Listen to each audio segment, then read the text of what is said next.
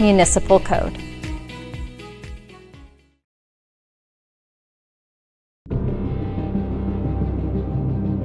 Talk about serving as a police officer. This is not just a job, it's a calling. A calling to protect, to lead, and to make a real impact on the lives of others. Policing is challenging. It requires strength, resilience, and an unshakable sense of duty. You'll be asked to face difficult situations, make tough decisions, and sometimes put others before yourself. But in return, you'll gain the honor of serving your community, the satisfaction of knowing you've made a difference, and the pride that comes with wearing the badge. What we need are individuals who believe in justice, who value integrity, and who are committed to fairness. We need people like you, people who are ready to stand up for what's right and to serve with compassion, courage, and respect. If you're looking for a career that will challenge you, inspire you, and allow you to be a force for good, policing is the path for you.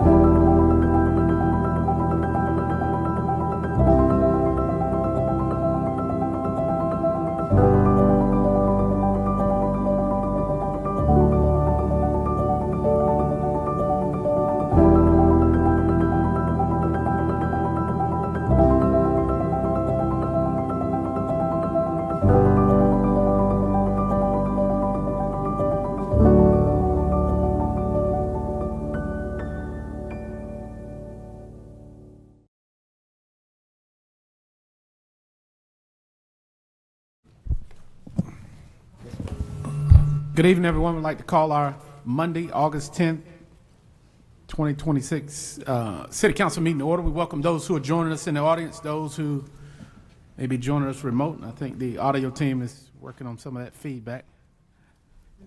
At this time, as with every meeting, we start with the invocation. I'm going to ask that Dr. Gregory Perkins would come and give us the prayer. Immediately following the prayer, if we could all stand for the prayer, immediately following the prayer, if we could do the Pledge of Allegiance in unison. Reverend Perkins, good to see you. Most gracious Father, we're so grateful for all that you've given. We thank you for the rain. We thank you for the sunshine.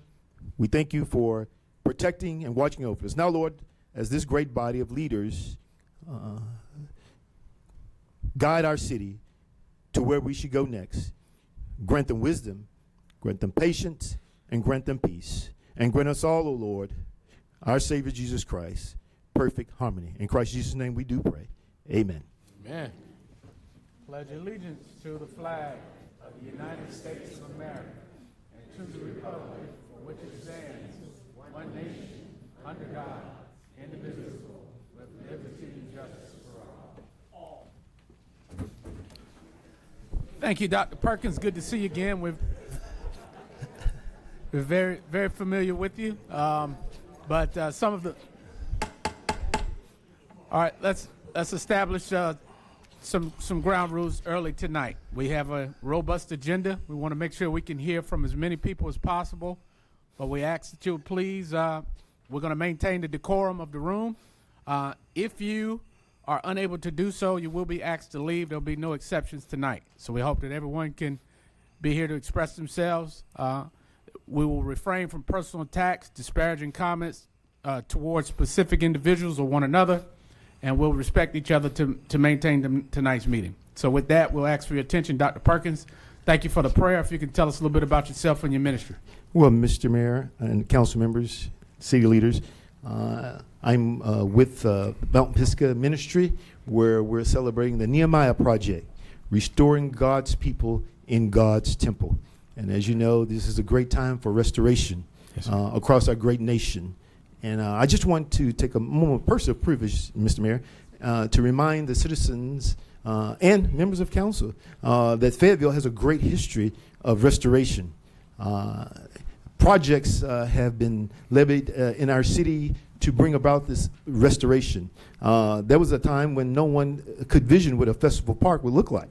And today it's the hub of restoration for the city, as well as no one ever dreamed of a baseball stadium. Downtown Fayetteville, Mr. Mayor, you were part of that. Again, part of restoration. And so as you debate and you decide and you deliberate what our future should look like, I just remind you that we are a can-do city and we should keep moving forward. Thank you for your service. Thank you. Thank you, Dr. Perkins. Let's give him a round of applause. Thank you. All right. With that, we have a few brief announcements. I'll go to Mayor Pro Tem. He has a very important announcement he needs to make in order to be able for his keys to work tonight. Thank Mayor you Pro very Tem. much, Mr. Mayor. I appreciate that. But today is an important day because 41 years ago, I married the love of my wife. So I just want to wish my baby girl, Francine, a happy anniversary. Thank you for letting me do that. Thank Mr. you. Mayor. Happy anniversary. All right, Councilman here. Thank you, Mayor. I am so happy to inform everyone that our annual Umoja Festival is just around the corner. It's August 29th. It will be from 10 a.m. to 3 p.m. at Seabrook Park, Smith Recreation Center off of Slater Avenue. It begins at 10. The Umoja Festival is a day of unity, an opportunity for family and friends to come out and just have a great old time. It's a culture day. So I would love to, I'm saluting them today, and the admission to the event is free in the park. So come on out and enjoy yourself at the Umoja Festival, August 29th, 10 a.m. to 3 p.m., Seabrook/Smith Recreation Center on Slater Avenue. Thank you, Mayor. Thank you. And understand we're joined by Dr. Hewitt, City Manager's joining us on Teams. Is that correct, Madam Clerk? Yes, sir. All right, but we have ACM Yates here and our City Attorney. Also like to welcome Mayor Pro Tem Crumpler here from Eastover. Is he out there, I thought? All right, welcome, sir. Any other elected officials we need to acknowledge? I see a hand. Oh, hey, Mayor, how you doing? Good to see you, Mayor McLaurin. So glad to see you all. Thank you for joining us tonight. So, council, as we move into tonight's meeting, 4.0 is the announcements. Mr. Yates, you have anything? Yes, sir. Actually, I have a couple of announcements. If Chief Bryan could come forward, he has an important hiring that he would like to introduce to the council. Good evening, Chief. Good evening, sir, City Council, City Manager. As we've been filling our vacancies all throughout the ranks of officers, but we're also filling our vacancies at the command staff level. And I'm here to introduce Chief Joshua Wallace coming and joining us today.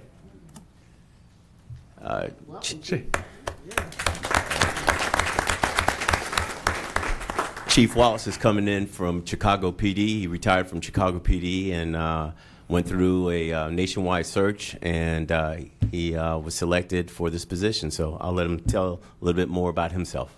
Outstanding. Welcome, Chief. Thank you. It's an honor and privilege to have been chosen from the nationwide search to come here and continue my career. This is only the second job I've had in 27 years, and I'm looking forward to hitting the ground running. Everyone has been so nice, so hospitable, and I truly appreciate the welcome I've gotten. So, again, 27 years with Chicago Police Department, worked in many different specialities, and I'm bringing them all here to Fayetteville to help the chief and his team continue to do the great job they're doing. Well, we thank you, and let's give him a Thank you. warm welcome, council. Thank you, And Chief. Look We forward also- to working with you. Thank you. Oh, sorry, Mayor. No, go ahead. AC. We also have some folks that are retiring, so we wanted to recognize them and thank them for their years of dedicated service. There's about 5 folks representing 60 years. Mr. Thomas Farrell, fire captain, is retired on July 1st after 15 years of service. Uli Johannes in our IT project management, 26 years of service with the city. He'll be retiring on the 1st of September. Mr. Cochran, David Cochran, mechanical inspector, 6 years of service, also retiring on September 1st. And Mr. Christopher Dew, fire lieutenant, 20 years of service, retiring on September 1st, 2026. All right, let's give our retirees a round of applause. Thank them for their service. And the last thing, Mayor, if, for all the public, if you're interested, please sign up for the city manager's report and get all the latest information on city activities. Then that All right. concludes my comments. Thank you, ACM Yates. All right, with that, well, I guess we had, all right, well, we covered it. All right, Council 6.0 is the approval of the agenda. We'll go to our sure system, so I'll look to you for a motion to approve. Mayor Pro Tem, is a motion to approve, seconded by Hondros. Discussion on the motion to approve? Is that discussion? Are y'all voting already? Is that discussion, Mr. McMillan? I see your light on, okay. All right, Council, I'll look to you for your votes.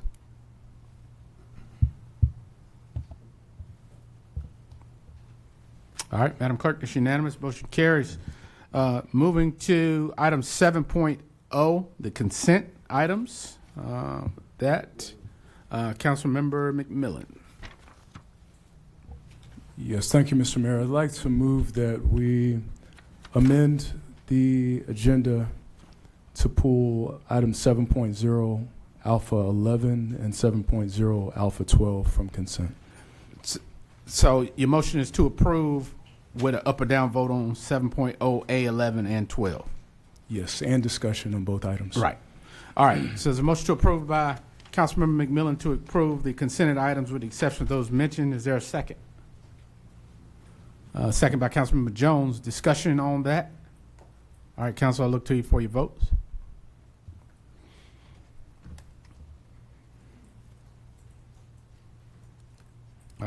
Madam Clerk, okay. All right, motion carries unanimous. Item 7.0A11, Councilmember McMillan. Yes, thank you, Mr. Mayor. You know this is coming. Brian, if you could, Mr. McGill, I would appreciate your presence at the podium, sir. And for anybody that was watching the work session, this is was recently discussed. This is a motion that came on from my colleague, the dean, who talked about the need for reducing the speed in this particular neighborhood. Neighbors that had come to him directly to ask him to put in a petition. This was an item that was recommended to be denied by both the city staff and the police department. They looked at the regulation as it was written and made a recommendation for not approving this. Brian, Mr. McGill, asked you to come up, if you could, just to answer questions about why the staff made a recommendation against approval of this reduction in speed. Yes.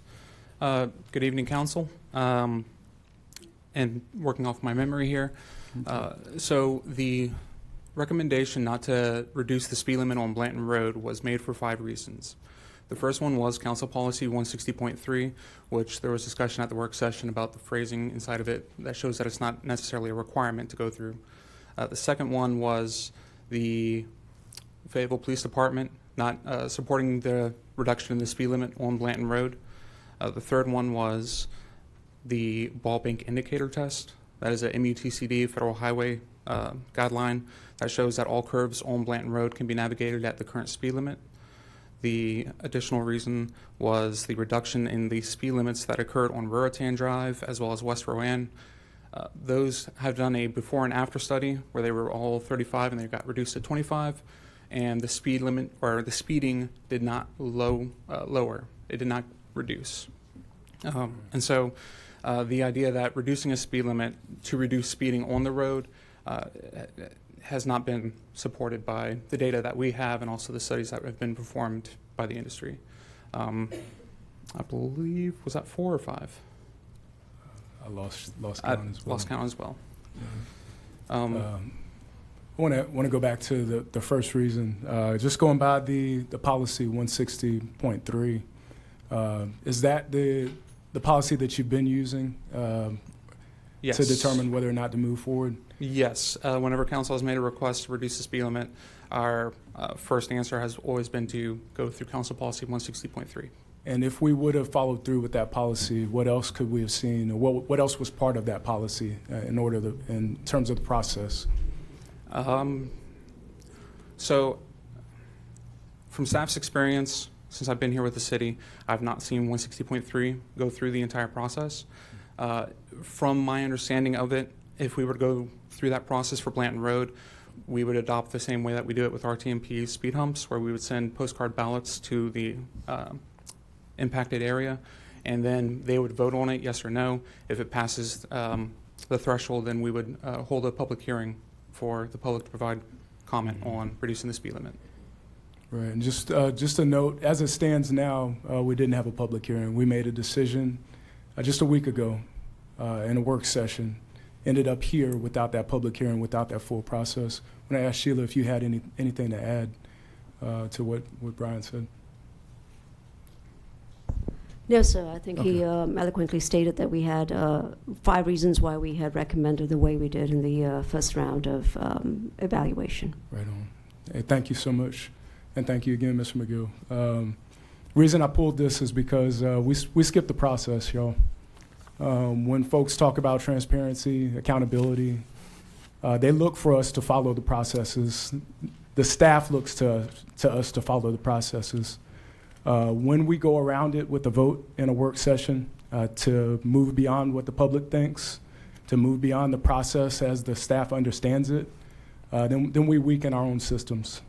If this does need to be relooked, if 160.3 needs to be relooked or reworded so that it's ironclad, so that instead of may, it says will, then we need to put that through policy.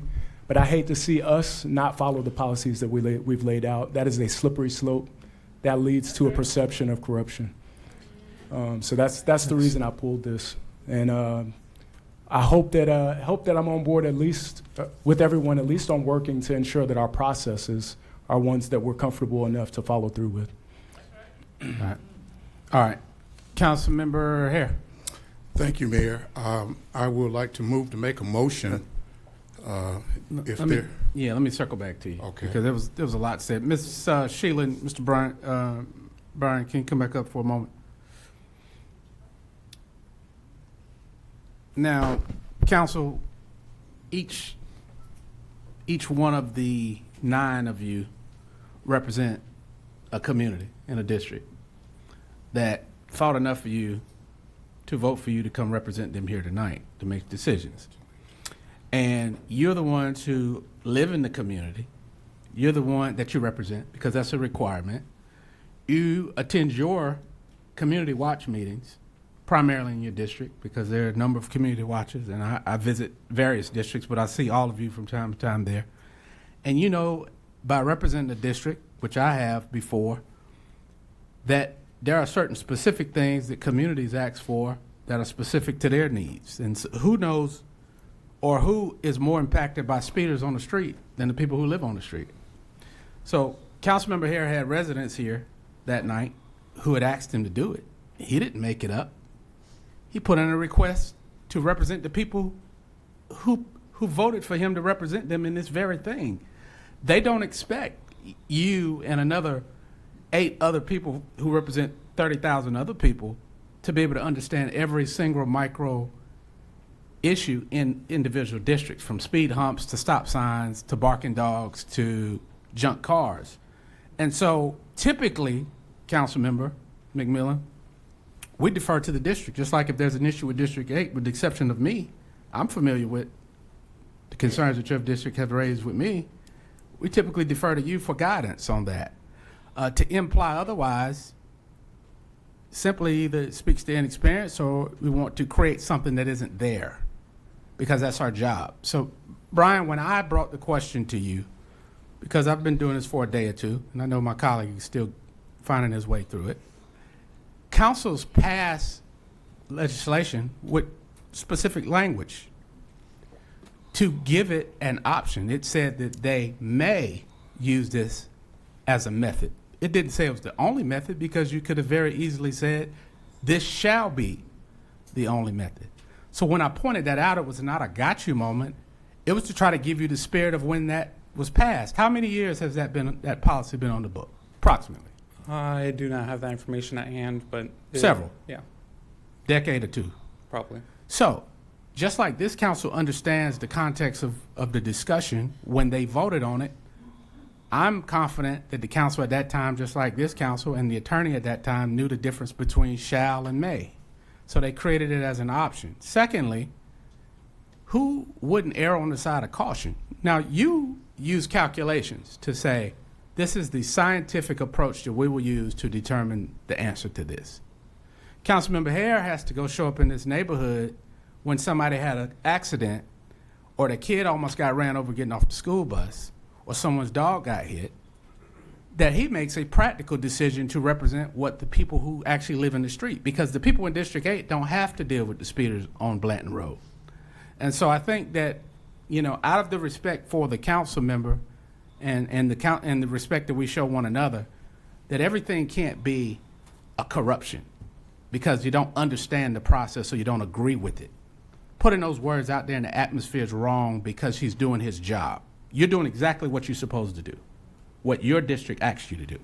And that's why we deferred to it. And so at that time, the council made a conscious decision to reduce it in a cautionary manner, to say that if we can save a life or we can prevent an accident, that we would do that, even though you did your job to give us the scientific approach to it. Correct. So I wanted to put that into context, because you're doing exactly what you were elected to do, sir. So Councilmember McMillan, second round, Mayor Pro Tem first, since he hadn't spoken, and then second round, McMillan. Well, I was going to speak, Mr. Mayor, but you said it all in your statement. But let me just add, as the policy chair, we always put in policies that we hope will benefit the entire community. The language that the mayor's mentioned about may and will was put in there for a reason. But pretty much what's more disturbing is you can't say that we're circumventing the system on one policy, then the next minute you want to do the same thing when it's something that appeases you. So if we're going to be 100%, let's be 100% across the board, not just on certain individual policies, whether you agree with or whether you don't agree with. At the same time, I asked the chief, when does reducing the speed limit is harmful? I've never heard of that anywhere, and I don't think I ever will. So I'm glad that we got to the point where we did the best thing for our community and reduced the speed limit on Blanton Avenue. Thank you, Mr. Mayor. All right, Councilmember McMillan. Hold on, Councilmember Hare. I think you got some colleagues. I had some. Oh, okay. Well, I'll go back to Councilmember Ferguson. Thank you, Mr. Mayor. My question is, what is the intent of the process? Could you take us briefly through the process that is that we're talking about, as far as it relates to going out in notices and responses? What is the purpose of sending out notices? It's for those people who are being affected, correct? Correct. And while I was not here whenever the policy was created, if I had to make an assumption, it would have the same intent as we do for the speed humps, where those who might not be aware of council meetings, or those that might not be paying attention to what's happening in the news, they can be made aware through mailbox of what's happening inside of their community. So everybody that is affected by the change would be notified, correct? Yes. Okay. And the ones that you made reference to, the speed humps and et cetera, is the language in them also shall or may? I don't have that committed to memory. Okay. I'm just curious, could you, Yeah. because if I'll it's come the back. same, then that makes a huge difference. Because there are a lot of people who, a lot of my constituents who come and want certain things, and they just haven't been able to go through that process, so they can't get it. I just wanted to know that information to see if it was the same and what the process actually was to make sure that the people who are being affected are notified. Thank you. All right. Councilmember Green. Thank you, Mr. Mayor. I didn't intend to speak on this tonight, but I feel like I need to based on your comments, Mr. Mayor. I'm a policy and procedure person. For those of you who know me personally know that that's who I am. For those of you who've only witnessed me from this vantage point, I hope that you know I am, because there's a reason policies and procedures are in place. As I stated during the work session, and I'm going to state again tonight, we need to make the ordinance clear. There's ambiguity in the language. The word shall, the word will. It's one way in one ordinance, another way in another ordinance. And I think that tells us we have some work to do. We are a policy and procedure setting board. That is our job. So I would be remiss if I did not say that tonight. Because while I agree with Councilmember Hare's desire to reduce the speed limit, I don't agree with the method that we got there because it doesn't follow our policy. So it puts me in a very sticky situation because you're torn with what you humanly feel is the right thing to do versus what we could potentially, as Councilmember Ferguson just said, open the door for a lot of people requesting a lot of things and going around some of the procedures that we would like to see followed. Sometimes we make things a little too difficult, but sometimes the difficulty is to weed out those who really want the change to happen versus those who just magically want it to change.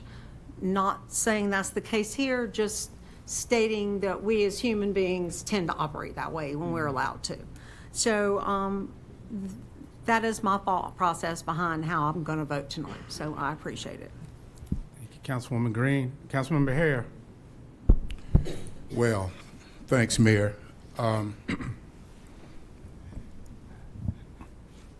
Just like myself, and it was so eloquently spoken tonight by the mayor, we had an option within the ordinance. Also, when your residents call you, when they text you, and they tell you what's going on in the neighborhood, you as their public servant try to do it as best as you can to make sure that that concern is met. I see some of you in here tonight that I've had to do that for that are shaking your heads at me now. It's just how it works. During the night that I brought this, during the work session, I had several members of the community here, but we had a long night.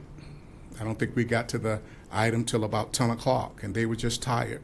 The residents could not stay, so they left and went home. Since we passed this on the work session for it to come back on the consent today, I'm receiving text messages and calls. When does the speed limit change? When does it go up? Now, everyone around this diocese may not be aware of that because, for one thing, it's not your district. And another thing, you don't live in the area. You don't have that rapport with those residents there. So that's how that is. And just for another, before I move to make the motion, just on Sunday, and I would have known it earlier if it wasn't for church service, but when I left church service, in my phone was a text from one of the residents that live on Blanton Road in my Cornbow community saying, Mr. Hare, we just had another wreck on Blanton Road that destroyed property in the curve that I'm speaking of. Now, I don't know, I'm assuming that the police were called, I don't know. But that message was sent to me about 7:30, and I didn't get a chance at that time to respond to the residents. So this is how that it works. And Mayor, if I could, I will move. I still had a couple of more that hadn't For a spoken motion yet. Okay. Yeah, so Councilmember McNair. I have a question. Thank you, Mr. Mayor. I would like to hear from either the policy chair or the attorney. You can't hear me?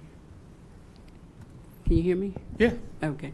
The policy chair or the attorney concerning the verbiage, whether it states shall or maybe, or may, if possible. Attorney's the one with the law degree, so maybe she can help us out with that.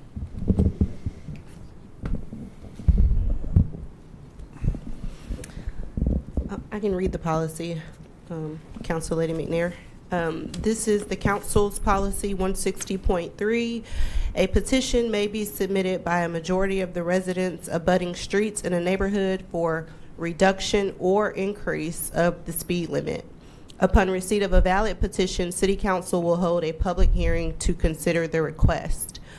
And as I read that, this is an option for residents. If residents want to petition for a reduction or increase in the speed limit, this is a way for residents to do this. But this doesn't preclude the council from taking any action it would like to take. Thank you, Madam Attorney. All right, thank you, Councilman Davis. Thank you, Mr. Mayor. With all due respect, I don't think this conversation is going anywhere. So I just don't understand when it became an issue to represent your district, when it became corrupt to represent a district. So this seems to be some personal issue, that reason this was pulled. So if we can vote at this time, Mr. Mayor, that'd be great. All right, had second round. Ferguson, you had a second round? Yes, sir. Yes, sir. Right. But yeah, after him, after Councilmember McMillan. Yeah, as I said before, thank you, Mr. And we Mayor. have 1 minute on the second round, y'all. As I said before, it's a slippery slope. In the military, we have a term called the perception of impropriety. It's in the UCMJ. It doesn't mean you're wrong in doing something, but a pattern of doing things outside of regulation, outside of policy, can create a perception that you don't have respect for the rule of law, or that you are usurping the process in ways that are improper. And I think that's what we run into if we continue to look beyond the policy instead of fixing it and making it clear, and making sure that we place our own personal preferences, our own district preferences ahead. And I can say I did see this also in our budget process. Late in the budget process, we got a list of things that were not in our priorities. They weren't in staff's priorities in terms of what should be fixed when. And we as a board did what boards do. We voted that list in, and we went against what the professionals had recommended in a way, to me, that seemed improper. And I would like for this board to see the fault in that, to see how that could be perceived, and then just to do our job and be legislators. It is going to take some time, but let's fix the policy instead of looking beyond it and making up our own path. Thank you, Councilmember. All right, Councilmember Ferguson. Thank you, Mayor. I absolutely support. I mean, that's why we're elected to, to address the issues that our constituents have. So that's not even really the issue. From my perspective, it's that the procedure is set forth so that everyone in that area that is affected has knowledge of it. So, say for instance, you go across that process, and 5 of the people that contacted are cool with it, but there's 10 people that knew nothing about it, and they're not good with it. So you haven't heard from all the people that are affected in that area, and that's my only concern. And it sets another precedent for others who have been trying to do that but couldn't because they couldn't make it through the process. Right. And now they're saying, oh, well, if you got a good councilman, they could just take you right across that process. I'm just saying, that's where I view it from. All right. Thank you, Well, Councilman, I know we've called for question, but the irony of the very basis of your argument is that we don't follow the policy that was just read to you and interpreted by what the lawyer said the policy was. So because the policy didn't say what you wanted it to say, now all of a sudden you're circumventing it, or it's corrupt, or it's a process that's not followed. The policy is what the basis of your argument is, which is the basis of why he made the request. It didn't say that this was the only option. What it did, just like a speed hump, because some people on a street will want it and some people don't want it. And sometimes the fire department says this is not a good place to put a speed bump because it's going to scrape our trucks. But if there's a consensus, we set up a process that says if there's a consensus of the neighbors in the impacted area and you get the majority of those signatures, then that is a step toward it. Now, every single speed hump is not determined that way. There are times when our public services are called to an area that has problems, excessive speeding, and they do it all the time. They did it in front of E. Smith High School, 1800 Seabrook. You get a number of calls. They say school lets out at a certain time. They says, we have some traffic calming recommendations. You said that in your presentation last week, didn't you? You said there are other traffic speed calming mechanisms that we can use, meaning that nothing would have precluded this gentleman from giving other options. The policy that you're saying we should follow, you're not following it because it doesn't say what you wanted to say. That's not a matter of following or circumventing. That's a matter of accepting what the policy actually says. If you want to fix that, then you put in a council member request and do it. Now, council, we've had a couple of rounds. Councilmember Davis has called for the vote. So, Councilmember Hare, repeat your motion. Thank you, Mayor. On behalf of the residents of Cornwall community, I would like to adopt the ordinance of Blanton Road speed limit to a reduction from 35 miles an hour to 25 miles an hour. All right, there's a motion by Councilmember Harris, second by Hondros. We've had discussion. Council, I'll look to you for your votes.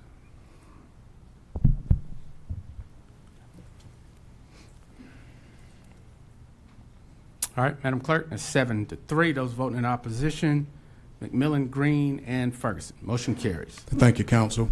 All right, 7.012, Councilmember McMillan.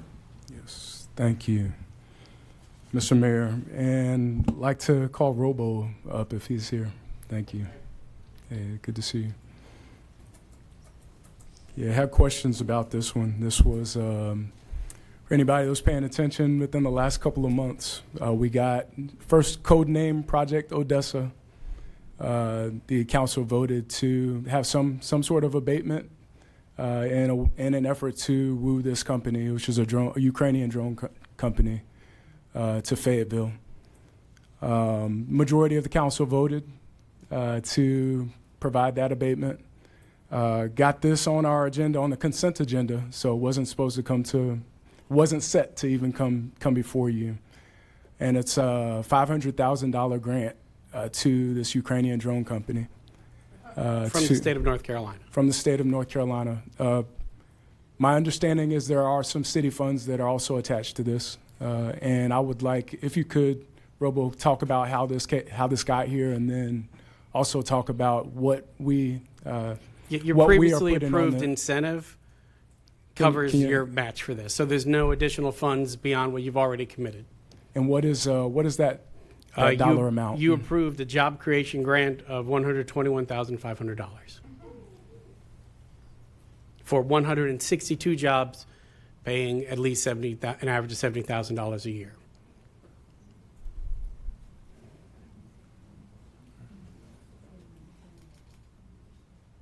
Happy to answer any other questions about the grant. The funds, the company has to invest more than double the grant amount into renovating a long vacant industrial building in the community. So this will take a vacant building.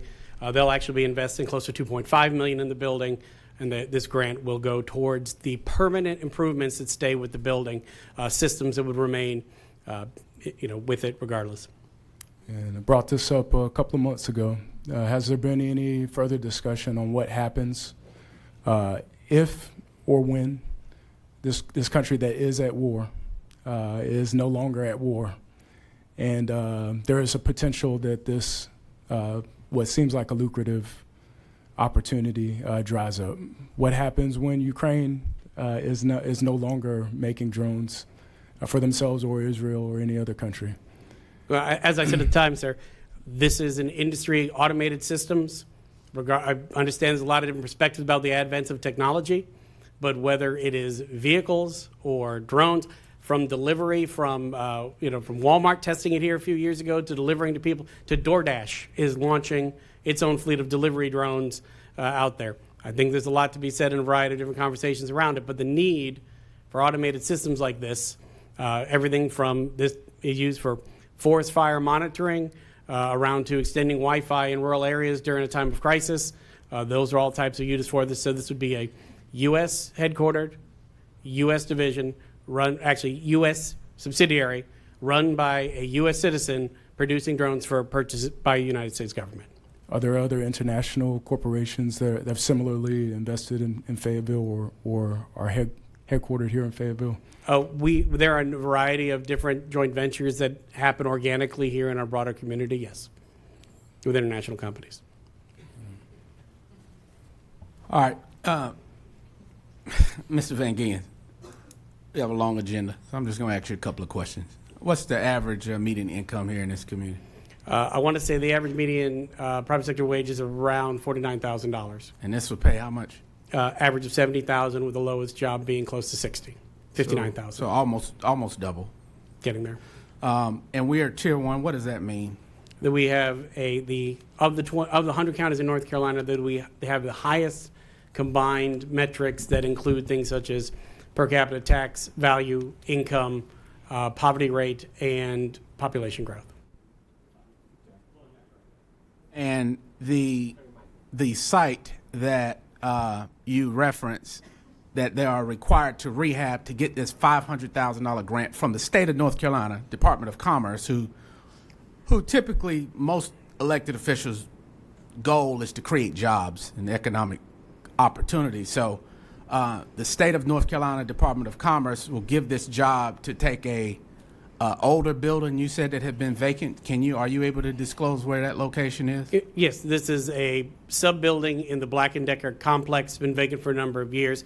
And the purpose of this program broadly is to encourage reinvestment in older buildings, whereas the other alternative would be to go out and stretch beyond infrastructure into greenfield areas to build, believing that it's better to reinvest and reuse than it is to create new. So Black & Decker, who's been vacant, just like a number of factories who hit North Carolina, Cumberland County hard when manufacturing shifted where it does business because it was cheaper to do it in Mexico or in South America. So those jobs left.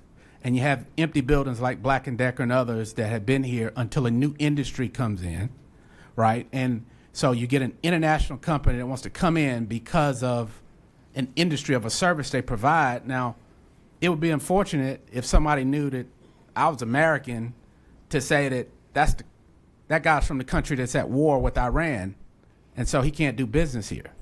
Like, I don't know that this company doesn't necessarily represent the Ukrainian government. This is a private business. They just happen to be from the country of Ukraine, correct?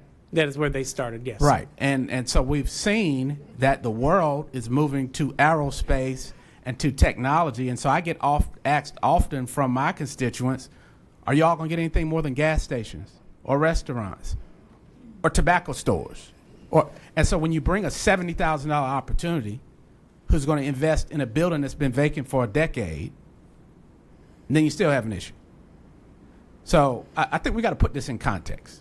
And so what you're asking for is a matching grant. So if you don't get the grant, it says that it would fit within the incentives that we already factored in. So those families who are making the $70,000 jobs will be some Cumberland County residents for the most part. They'll be able to buy homes and to invest that money back here in our community. Is that fair to say? Yes. All right. Council, any other questions for Mr. Van Giens or Mr. McMillan? This is your item, so it's up or down vote. Yeah, we're gonna go into discussion because I definitely. Well, this is your item, so we're discussing it now. Yeah, I'll kick it off. Well, this is your second round now. Thank you again for the information. I was concerned, and I said it to the whole council about the lack of transparency around how this came under a code name. Obviously, very controversial. Very little time for the public to understand that it was coming before a public hearing, before it ended up here. And I don't think the public was, those of us who may have been in disagreement with this were able to say anything. Want to put it in context that all money ain't good money, and that the public should have a say in what we invest in, especially if it's tied to things that we don't approve of. I want to fully acknowledge that Ukraine has been tied to funding or aiding Israel. And in terms of support to a nation that has committed and is actively committing war crimes, Let's keep it focused to this. There is something to say about where our moral compass leads in terms of investment. And I think that discussion should have been had in a public hearing with many people that were notified prior to this being put on the table. And I appreciate you coming back later to talk about it, but really want the public to tune into what's going on. That's why I pulled this from a consent agenda. This discussion wasn't supposed to happen. It was supposed to just be rubber stamped. Thank you, Councilmember. To give any incentives, are you required by state law to have a public hearing? We are. We are. We've done that. You approved it at the time. So I'm this not is sure part where of the my grants. colleague was, but it was a public hearing held on this item, is what you're saying? Yes. Consistent with the state of North Carolina's law? Yes. That is correct, and we will also follow any policies that the city or county puts in place with regards to how you want these things noticed. But yes, we did it consistent with the way we have done every project during my decade here. All right. All right, Mayor Pro Tem. Thank you, Mr. Mayor. I said this once before, but I think I need to say it again. We are the largest neighbor to the largest military in the world. Our soldiers use drones. Technology is the future of fighting wars. Drones could save soldiers' lives for reconnaissance and a whole bunch of other things. Let's not lose sight of why we have our freedom. Freedom isn't free. People die. This technology will help us save lives. We talk about the things that we do for our military. These are things that we can sell back to defense to help our military. You can have all the opinions that you want to, but I will always stand for our military as a retired Army soldier. Thank you, Mr. Mayor. All right, Councilmember Jones. Thank you. Just to sum this up for me, again, building reuse, city staff, this is not the first time that I remember that a company has been awarded this, correct? That's correct, sir. Correct. All right, and it comes from the state. The city acts as the grantee. So the acts tonight is for the application to go forth. The city would basically oversee the project, things of that nature. They would have to prove that they've invested X amount of dollars in the facility. It's also tied to job retention standards, and it was subject to, the incentive was originally subject to a clawback feature on that. And the incentives, again, original came from the state first, because it was, if I remember correct, it was 3. Let me stay on task with the grants, with the grant. So the city would be the grantor. So basically, you're taking out of that incentive, state, city, county made out of the county. You're going to ask them to use part of that to act as part of the match for the grant so that they can obtain the grant. That is correct, sir. All right, thank you. All right, Council, we've had discussion. Look to you for your votes on this item. Entertain a motion to approve or something different. Yeah, you pulled it, so it's your motion, sir. What would you like to do? It's an up or down vote.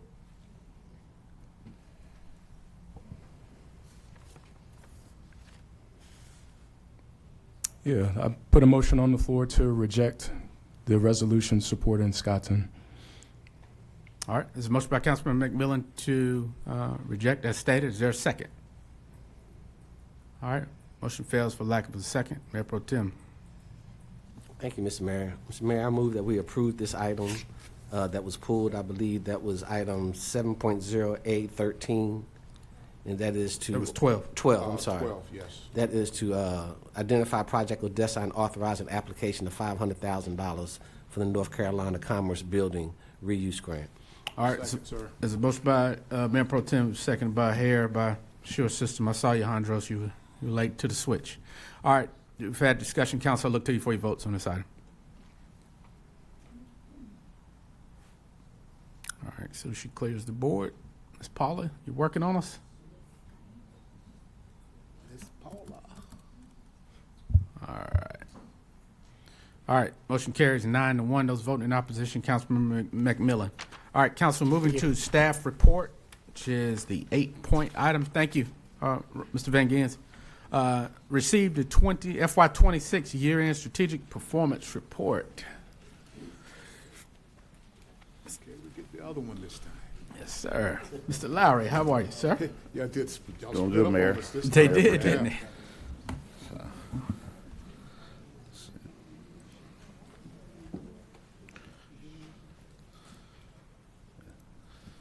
So I'm going to try to make this as brief as possible tonight. So I'm Chris Lowry, the Strategic and Performance Analytics Manager for the city. I'm working in the City Manager's office. Tonight we're presenting the FY26 strategic priorities, the year-end wrap-up for the FY26 plan. Throughout the year, we have provided our quarterly updates to council, but this gives us time to actually step back and look at the whole year as a cumulative versus just looking at the quarterly reports. So we'll go through those priorities. Tonight, council, we're establishing our priorities and action plans that you gave us from FY26 and focusing our organizational efforts and resources based on those directions. Our quarterly performance allowed us to monitor throughout the year and track those adjustments and adjust where needed. Tonight, this actually closes out the FY26 plan and allows us to move into the FY27 plan along with those priorities and those action plans.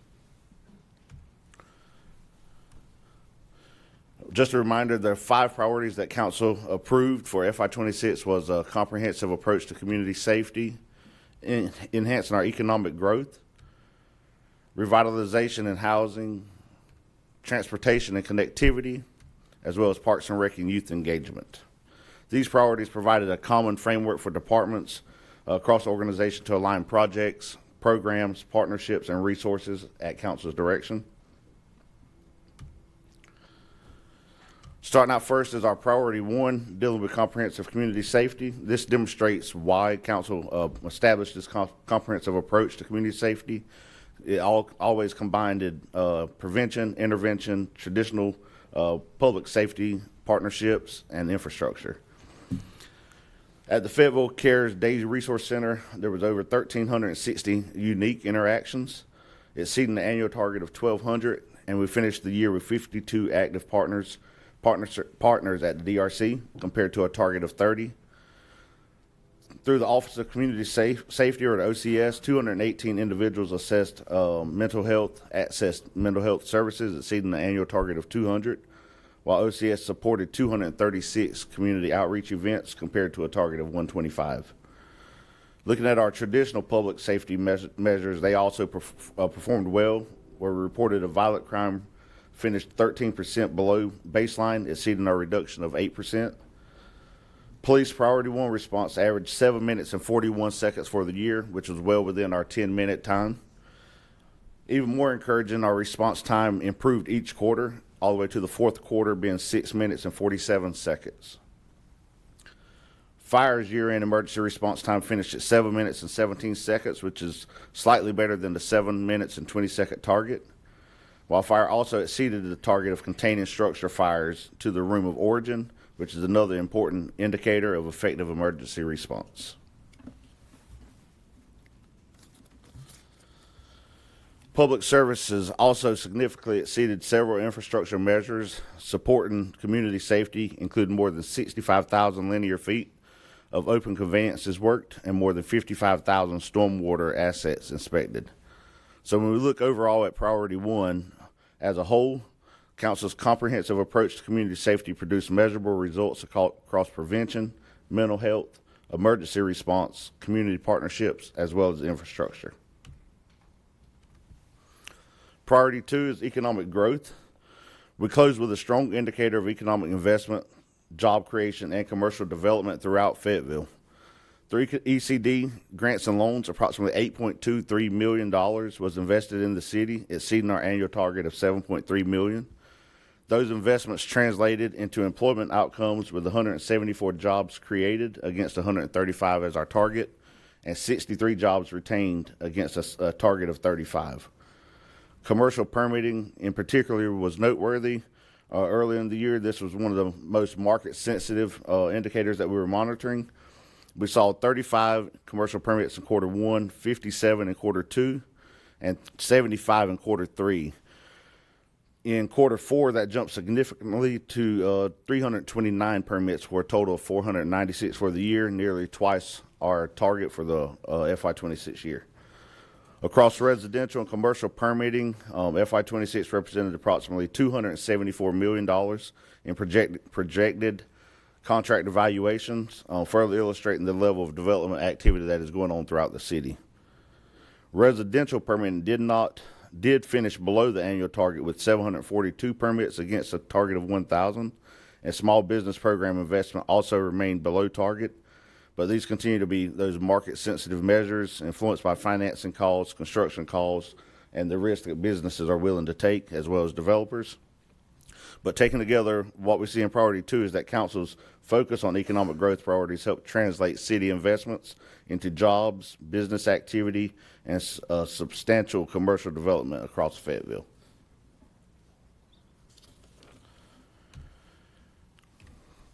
Priority 3, we're looking at revitalization and housing. So turning to Priority 3, FY26 produced measurable results in housing opportunities and neighborhood revitalization.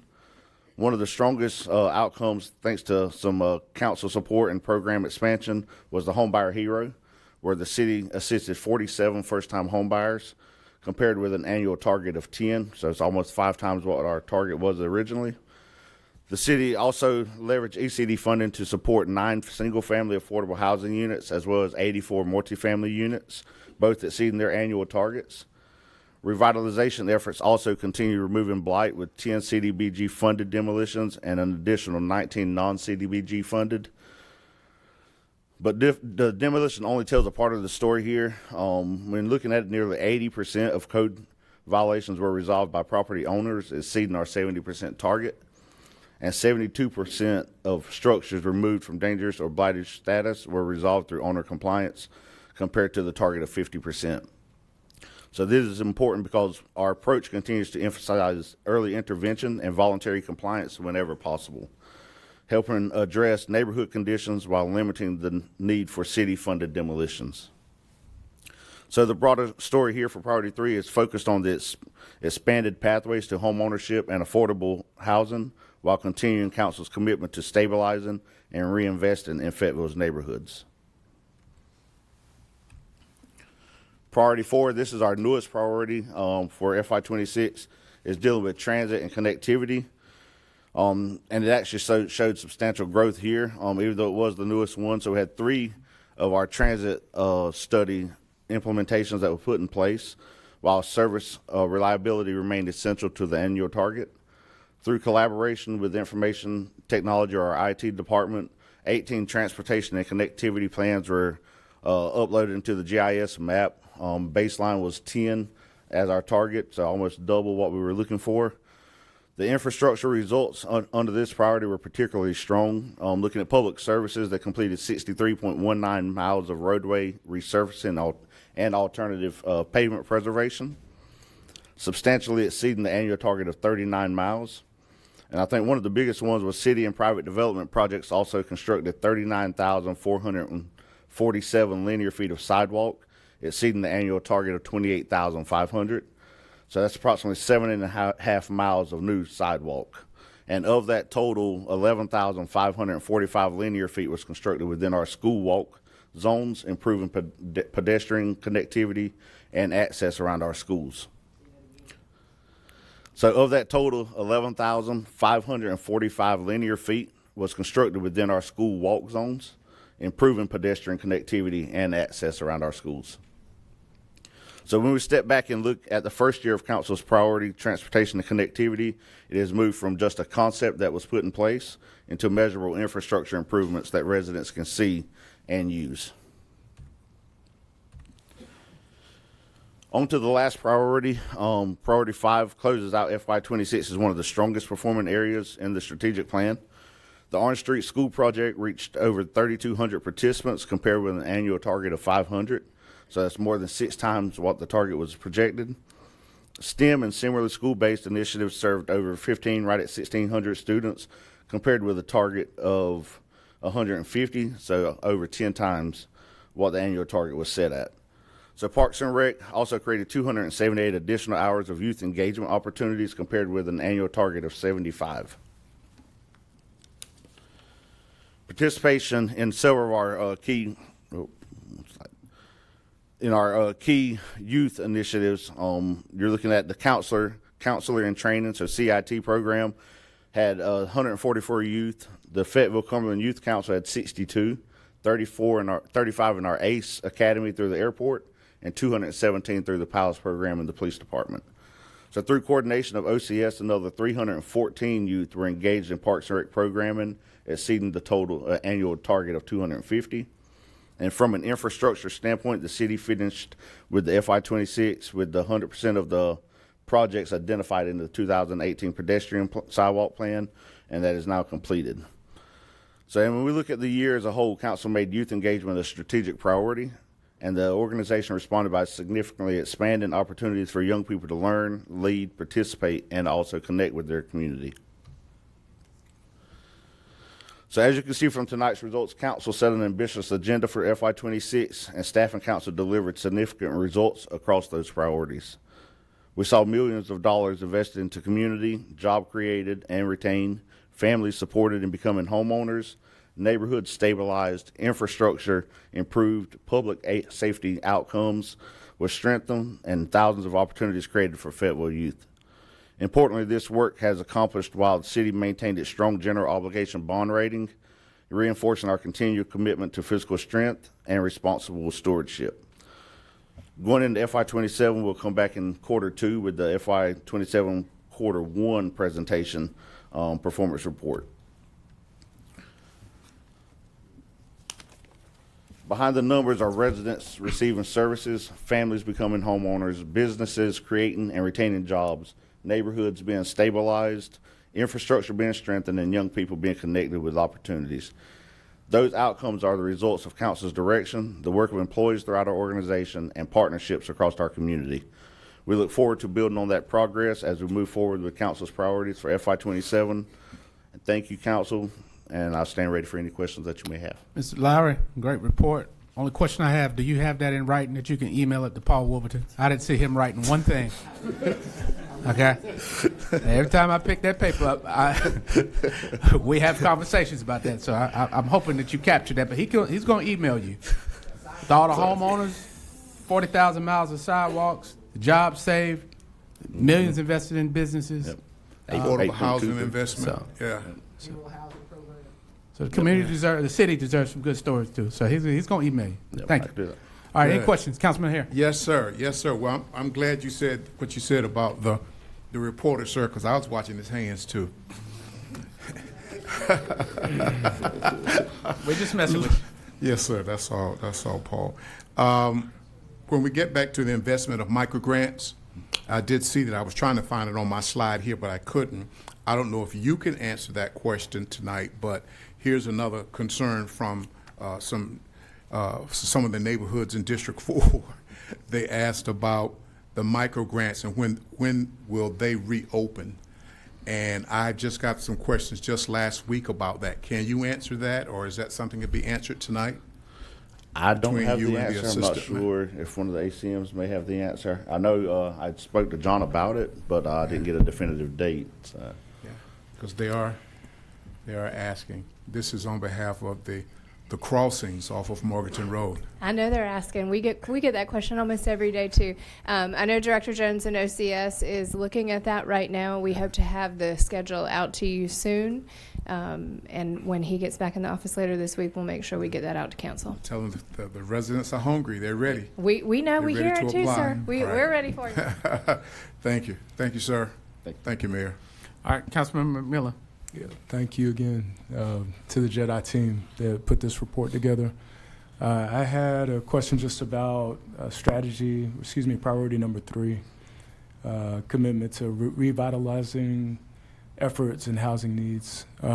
We had a discussion just last Monday about regulating how we feed the unhoused. There's been some feedback from the public that the city doesn't really do enough to address the unhoused crisis in Fayetteville. I'm wondering, is there any part of our strategy that involves working with the county, working with Continuum of Care, which I know we have some members of that body here tonight, in order to track our unhoused community and then do some leveling up in terms of what resources the city can provide? I know through ECD and through OCS there's dollars that is spent, there's resources that is put in place to address those.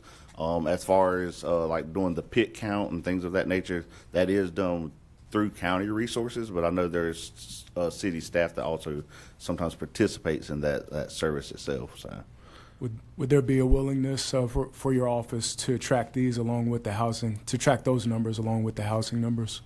Or do you see any utility? We can pull that information. Yeah, we can 100% pull that. Hey, right. And let me know if I can assist in any way in making the connections with county social services and the folks that engage in that fight every day. Yes, sir. Yeah, I appreciate you. And I know the OCS would want to be involved in that too. Mm-hmm. And Mr. Lowry, you're tracking the $350,000 that we gave. We gave to Salvation Army. City and the county gave. I think they gave. It was a total of $1 million contributed, $350, so that they could reopen their doors and continue the work they do. Is that factored into or you leave that into the individual department? Yeah, we leave that into the individual, so sometimes that'll be wrapped up into. You're just on the higher strategic. Yes, sir. 30,000 foot. So, gotcha. Yes, sir. All right. Councilmember Mayor Pro Tem Thompson, and then Councilmember McNair. Thank you, Mr. Mayor. Mr. Lowry, I was looking at your permitting numbers, and I know we streamlined our permitting process, and it looked like it helped out the commercial. How come we didn't meet our goal when it came to residential? So I'm not sure if Dr. Newton wants to speak on this, but I know residential's pushed a little bit heavier too on the financing and the risk. Mm-hmm. I'm not sure what other factors would have played into that, but I know that was one of the biggest ones. And I don't want to speak out of turn, but I can follow up with them and see if there was any issues that we ran into, and then get the answer back to you on that. Thank you, sir. Dr. Newton, did you want to add to that? Single families under pressure nationally, anyway. But Dr. Newton will tell it. Good evening. Good evening. Dr. Newton, Development Services. And that is a market measure of what the market is showing. And as I think all council, as I know all council members and the mayor are familiar, we are going through and making sure that the process that we have in place now is doing everything we can to help every person every way that we can. Barry Dunn has been commissioned to do that study. You'll be hearing a presentation about that in September of what are done. Anecdotally, we can say that those who have to go through one time through that process, it's challenging, and we need to make it better. Thank you, sir. Councilmember McNair. Thank you, Mr. Mayor. To Councilmember McMillan's concern, I presently sit as the liaison along with Chris Cawley with the COC committee, and I can assure you that they are working towards helping the unhoused population to the best of their ability at this present time. We are not just sitting around, and because I've dealt with the unhoused population now ever since I've been on council. And so we've been working diligently to assist those that are in need. So I don't know if Chris is here, Chris Cawley is here or not. Is Chris here? I don't think he is. Okay. Oh, okay. I would like for him to speak on that, but however, he is not here. I just wanted to let you know that the city plays a major part in protecting the unhoused population. Thank you, Mr. Mayor. Thank you. Well, and to piggyback on that, the only local government funded full operation going on right now is the city. I mean, it's the building at the Day Resource Center. It's the contract with Manor Church, and so you know we're playing as big a part as we can play. Certainly, we wish we could all do more, but I would say those things need to be mentioned. So, we meet monthly yeah. via Zoom. Okay. All right. Well, all right. So, council, we have another few items. Any other questions, Councilmember Jones? Are you making a motion to receive the report? All right. There's a motion by Councilmember Jones to receive the report. Is seconded by Davis, I think. Discussion. All right, council, look to you before you vote. Thank you. Okay. All right. Motion carries. Thank you, Mr. Lowry. Thank you. Good job, Have a sir. good one, council.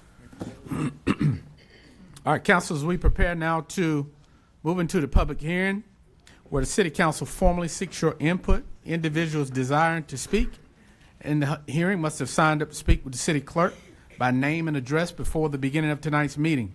We will begin with a staff presentation, then we will move into the formal hearing. 15 minutes will be allowed for those in favor and the same amount of time for those opposed of the item during the hearing. Individual speakers are limited to 3 minutes each, unless by previous arrangement, a single spokesperson may be designated, in which case the spokesperson may use the entire 15 minutes. When the city clerk calls your name, we ask you please come to the podium. Please clearly state your name and address for the record, and you may then begin to address the council. When the light changes from green to amber, it means you have 30 seconds remaining. The timer will ring at the end of your allotted time. With that, I'll turn it over to you, Mr. Harmon. Thank you, Mr. Mayor and council. We will get into this presentation on telecommunications and data storage facilities. Just a quick table of contents. This is what we'll be going through during this presentation.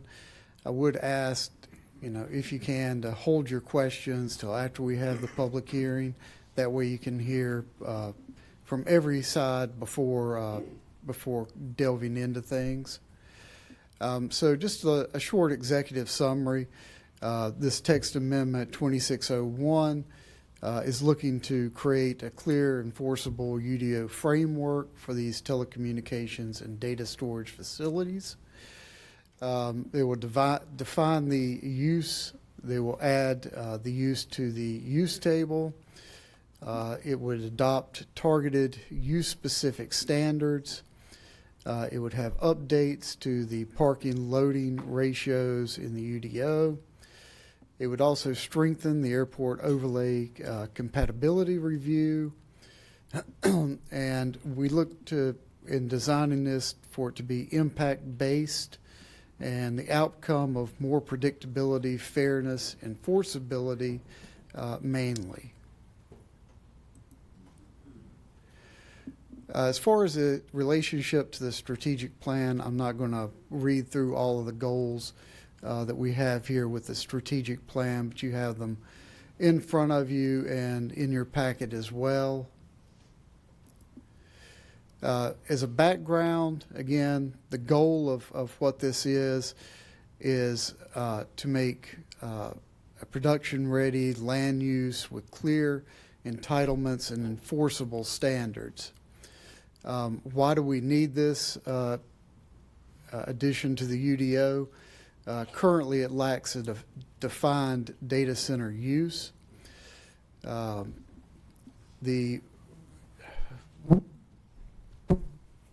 we've got a little fly in here. We put together a working group that was cross-departmental, many of the city departments, along with representatives, as you can see, from PWC, fire, police, development services, public services, Fayetteville Community Development, and 3 members of our planning commission as well. The focus of that work, again, was to confirm the entitlement approach and standardize a complete framework of how to handle these. The interactive path basically started back in October when we took a first draft to our planning commission of some ideas. Then in January, that working group started working on refinement of that and streamlining, which led to coming to the Planning Commission in February of this year for a public hearing with them. So the scope of the discipline, basically, as we went through this, was to not regulate every facility as a hyperscale, but be able to distinguish the different sizes and scales of these facilities. Precision definitions, and some of the things we found to be most important were whether they had internal and external power generation of their own, some things of that nature. So that is kind of helps separate the different use types that we'll go through. We have entitlements tied to the impact. So again, the energy center being one of the large things of what we can regulate and use as a defining factor through zoning regulations. So the standards that have been put together try to target real externalities, especially trying to protect residential edge by regulating the equipment placing, screening, acoustical issues, and things of that nature. Also tried to have no surprises, and that comes in with the parking and loading and some changes to the airport overlay compatibility review. Peer lessons, basically, we don't regulate these data centers as warehouses. And peer examples, we took a lot from the Northern Virginia, their ordinances which emphasize noise, proximity controls, things of that nature. So just a few issues and analysis. So what this is intended to do is create a full regulatory chain, target real externalities, like I said a moment ago, of like equipment yards, generators, noise, things of that nature. Predictable investment path and enforceable guardrails. And then what we'll get into here in a moment, and this is just kind of a quick, we have 5 ordinances that go along with this, or 5 changes to the ordinance. First is the definitions, second, the use table, third, use-specific standards. And those include things like residential edge protection, noise standards, generator testing, the enforcement backbone, operations and coordinations, and things related to ones with energy system centers and acoustical studies. Ordinance 4, the parking and loading. Ordinance 5 is dealing with things out there at the airport and the airport overlay. And then you can see some of the future land use plan alignment listed as well. So we'll get into each of the ordinance sections in a little more detail here. So the first one, definitions. What it would do is add a core definition to regulate data centers. It would be named enforceable land use. It draws bright lines on what the use is and is not, and defines these as telecommunications and data storage facilities. They separate principal uses versus accessory forms. Principal uses, the main buildings, accessories being internal and external plants that go along with some of these. Also defines impact drivers for neighborhoods and actual experience, dedicated, again, exterior plants. Creates a higher impact operational model trigger for things, again, such as the energy plant, principal uses with energy, energy backup generators, things of that nature. It also locks in clear compatibility triggers for things such as noise sensitivity. It standardizes utility review, and the bottom line for this first ordinance change is it sets the foundation for what you will see coming next. So Ordinance 2, the use table. This adds a named use table row, telecommunications and data storage facilities, to our use table.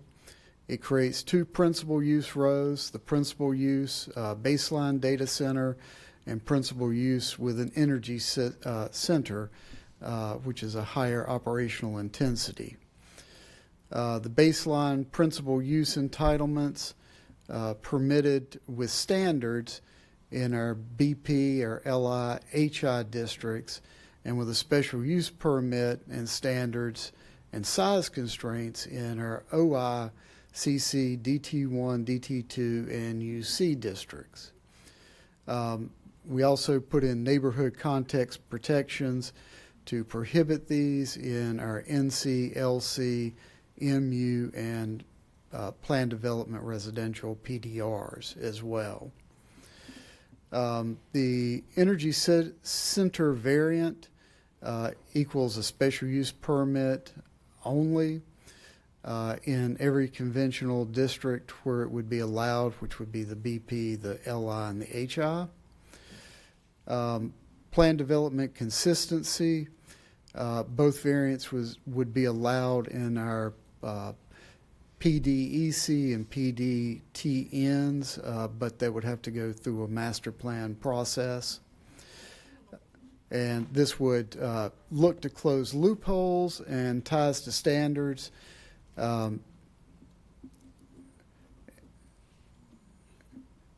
So Ordinance 3, our use-specific standards, these would add enforceable operational and site design standards for principal centers. This looks to close those residential edge loopholes, ones that abut residential. We've got hard compatibility requirements for residential edges, setbacks for different types of uses, our Type D perimeter buffers, which is our heaviest buffering here in the city, equipment placement and visual controls, the orientation of residential edge service, and near edge enclosure triggers as well. Continuing with Ordinance 3, we also have noise and operations controls. These have to do with the generators and not having amplified sound outside. Acoustics documentation, having a trigger-based acoustical memorandum for these. Mitigation would be part of the plans for this as well. Post-construction boundary sound test also. The energy center ones would be held to a higher standard with more acoustical studies required for all of those. Operational coordination basics, things such as exterior lighting and utility coordination, air quality disclaimers, things of that would be included as well. Ordinance 4 is a parking and loading. This adds a dedicated parking and loading standard to this new use. The change and why it would be needed is these are typically infrastructure heavy but people light, so they don't need as much parking as a lot of other industrial uses. You can kind of see here what our proposed minimum parking base is, and then that the max would be the 2 times the minimum unless they do an alternative parking plan. Loading standard, they would be required to have one loading space per loading dock as well. And then Ordinance 5, the airport overlay. This makes the airport overlay safety standards apply to all new development in the overlay, strengthens rules to match real projects, improves site plan content for early coordination, tightens operational hazard standards, and bottom line makes it come in earlier, more enforceable, location-based, and risk management heavy.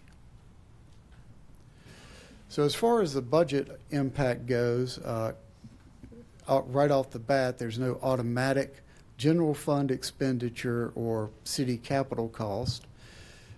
This is regulatory changes only at this point. The primary short-term impact would be staff time. The airport overlay cases would take some additional staff time and coordination with the FAA as well. The parking and loading updates would be adjusted as to meet operational standards. This is basically concluding this portion of the presentation. And again, if you would, Mr. Mayor and Council, hold questions of staff until after you finish the public hearing, and we'll be glad to help with the technical assistance. All right, thank you, Mr. Harmon. Council, I see your lights, but we are going to hold that, try to hear from all sides. So with that, Madam Clerk, I'll open the public hearing. Mayor, we have 6 speakers in favor, 12 speakers in opposition. Our first speaker is Mr. Zachary Traylor.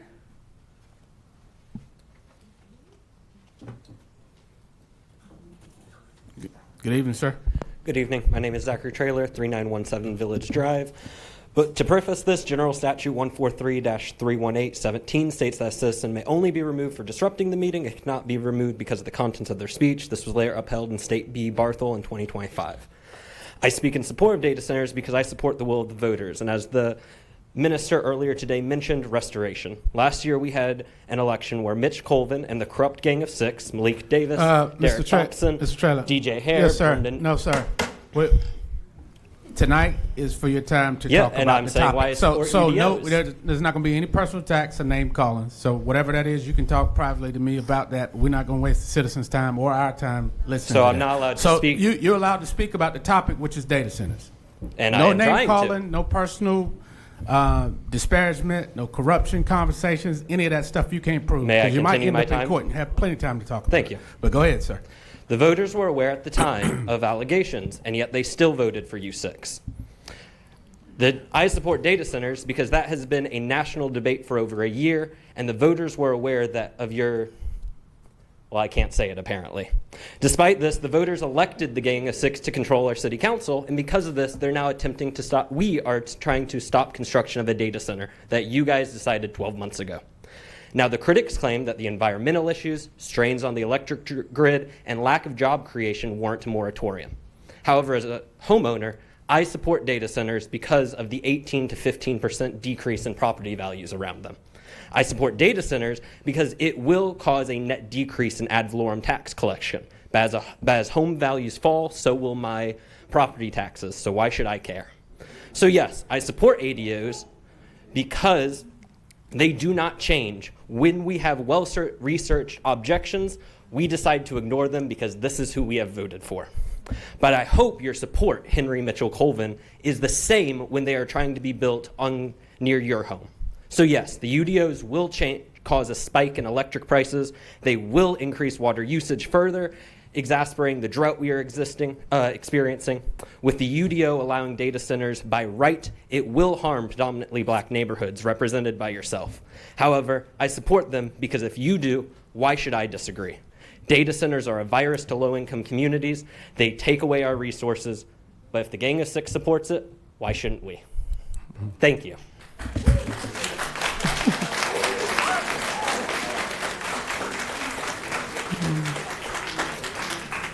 All right, Madam Clerk. Mayor, our next speaker is Mr. Robert Van Giens.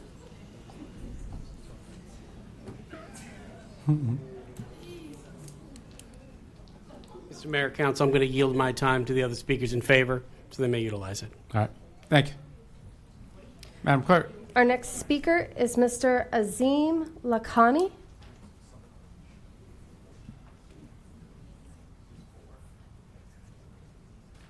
Good evening, sir. Council. Can someone tell me when we're ready so I can start? Yes, sir.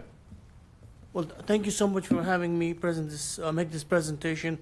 Why I believe data centers are important. Because they are the future of our children and our grandchildren and provide security to North Carolina and United States. We all use data centers whether we like it or not. Where do you think the stored data comes from? Your watches, your cell phones, and your glasses. It comes from stored data. My name is Azim Lakhani, and I have a background in project management, construction, and cybersecurity. Electricity is the currency of the new AI economy. Data centers use electricity to create outputs measured in AI tokens. Data centers use vast amount of computing power to deliver results using AI in a fraction of a time. It creates greater economies of scale than the traditional internet-based economy. The internet economy is fading away. For example, this presentation is about 1 million AI tokens, and it costs $9.23.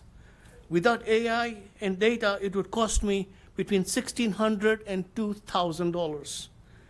AI tokens worth billions are being created and used every day.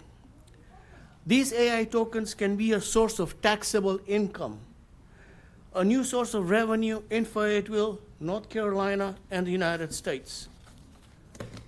Local concerns. I sympathize with the concerns citizens have of increased utility bills, water usage issues, and these are important issues. However, data center regulations are being debated and worked on right here, right now in North Carolina. To the citizens of Fayetteville, I say there is a bigger picture. Data centers are our security blanket. As Americans, we need to focus on the future and the security of our children and our grandchildren. Do you want an Asian country to build data centers in the Middle East? Do you want them to take our data and technology in the data centers and control us? Do you want China to take over artificial intelligence economy as they did our manufacturing economy?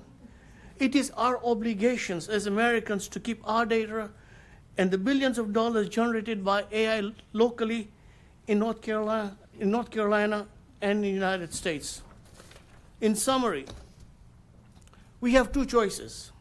We can either be the can-do city and create a new economy with data centers and AI, or we can go with the old school city motto, history, heroes, and homeland feeling with fried chicken and grits. So this is a choice, Popeyes or AI. Thank you. All right. We're going to, Chief Bryant. Next outburst, please escort whomever is the perpetrator of it. So we're going to be able to have a fair and event-free discussion. So, sir, I think, was this 3 minutes up? Yes. All right, sir, thank you. Thank you for your comments. All right, Madam Clerk. Our next speaker is Mr. John Soka.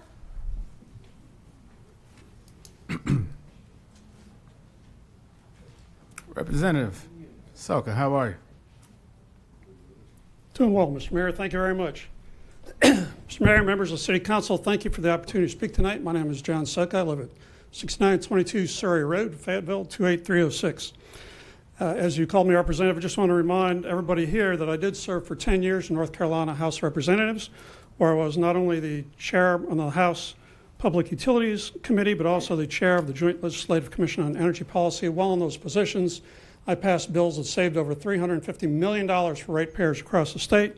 And as far as water goes, I was the leading voice on protecting Fayetteville's water supply upstream and also on champion fighting the Gen X issue that we have in Grays Creek.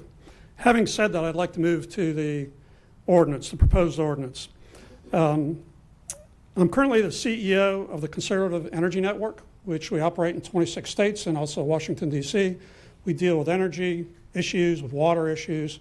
I've just got back from Massachusetts where I was talking on this very issue. The proposed ordinance moves in the right direction.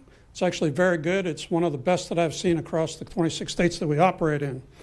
I do have 5 points that I would like to hit. First, on water. It's not really covered in detail in the proposed ordinance, but I would suggest you require developers to submit a detailed water management plan to the PWC or the servicing water provider that discloses how much water they will use, where it's going to come from, and requiring the servicing water provider to certify that adequate capacity exists without jeopardizing existing customers. Codifying these disclosure requirements and water provider requirements would make those protections visible to residents. Number 2, on noise. The gentleman who briefed the ordinance went through that very well, and I think that overall the proposed ordinance does a pretty good job of accomplishing everything that you need to accomplish. On air quality, need to distinguish between emergency backup generators and on-site power plants. That is in the ordinance, and the proposed ordinance does specify a special use permit is required if they're going to generate all their power on the site. Number 4, on setbacks, protecting neighborhood homes. Don't rely on arbitrary distances alone. This is one of those things where what's arbitrary for me might not be arbitrary for you. So I suggest regulate the actual impacts of noise, visibility, and equipment location, and allow engineering and technology to solve those problems. The ordinance, when it's all said and done, does this fairly well. And most importantly, the cost of electricity, the impact on ratepayers. Before approval, I would suggest you require data center projects to submit a utility service and capacity determination to the servicing utility that identifies expected peak electricity demand, necessary generation transmission, substation upgrades. Representative Zoka? And I'm done. appreciate it. Yes, sir. Thank you. Thank you. Madam Clerk. Mayor, our next speaker is Mr. Richard Van Wy. Good evening, sir. Good evening, Mr. Mayor. Nice to see you this evening. I'll keep it short and sweet because, first off, I agree with the City Council's recommendations there and what I've heard here so far. I would like to point out, I've been recording the decibel level here, okay, that some people are concerned about, and I got this nifty little thing that came from a data center.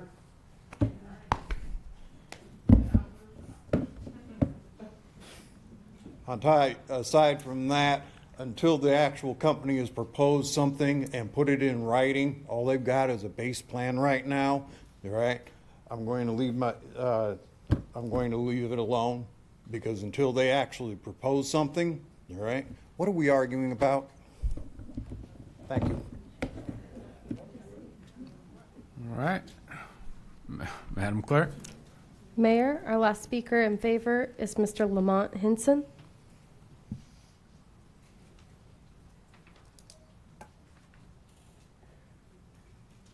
Mr. Henson. Good evening, sir. Good evening, sir. For the record, I am here to speak on behalf of Fayetteville PWC, the utility, and I am on the record as not speaking for or against, just to provide information for the good of the council as well as the community. As this conversation continues, PWC remains committed to transparency and collaboration with city leadership and providing factual information to help elected officials make informed decisions. PWC's mission has always been to provide exceptional utility services while supporting responsible growth that benefits the entire Fayetteville community. PWC is committed to supporting growth, but growth should never come at the expense of the reliability our customers expect. Let me stand here and clear up any confusion about PWC rates. PWC service regulations require that any large load customer pay for itself. PWC cannot and will not raise residential or commercial customer rates. to pay for services to support a data center or any other large load customer that may come to our service territory. As discussions continue regarding the possibility of data centers development within the community, PwC believes it is important to provide perspective from the standpoint of a utility responsible for delivering safe, reliable, and affordable electric, water, and wastewater services. PwC's responsibility is to evaluate any significant new customer, whether it is a manufacturing facility, industrial operation, military expansion, or a data center, through the similar lens of asking these questions. Can PwC serve the customer safely? Can PwC maintain reliability for our existing customers? What infrastructure investment will be required? How does PwC ensure those costs are allocated fairly? How does PwC protect long-term affordability for all our customers? These questions guide every service request. It is important to recognize that not all data centers are the same. Our community has already served customers in this category, and we understand that their size, power demand, water usage, cooling system, and infrastructure requirements can vary significantly depending on their design and intended purpose.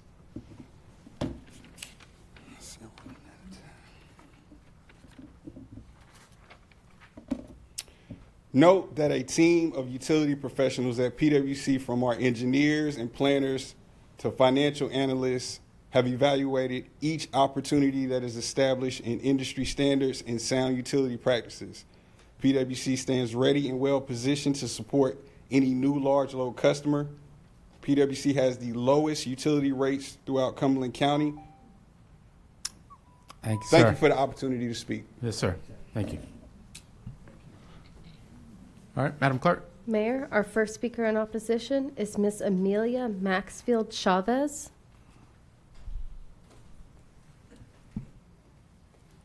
Good evening, ma'am.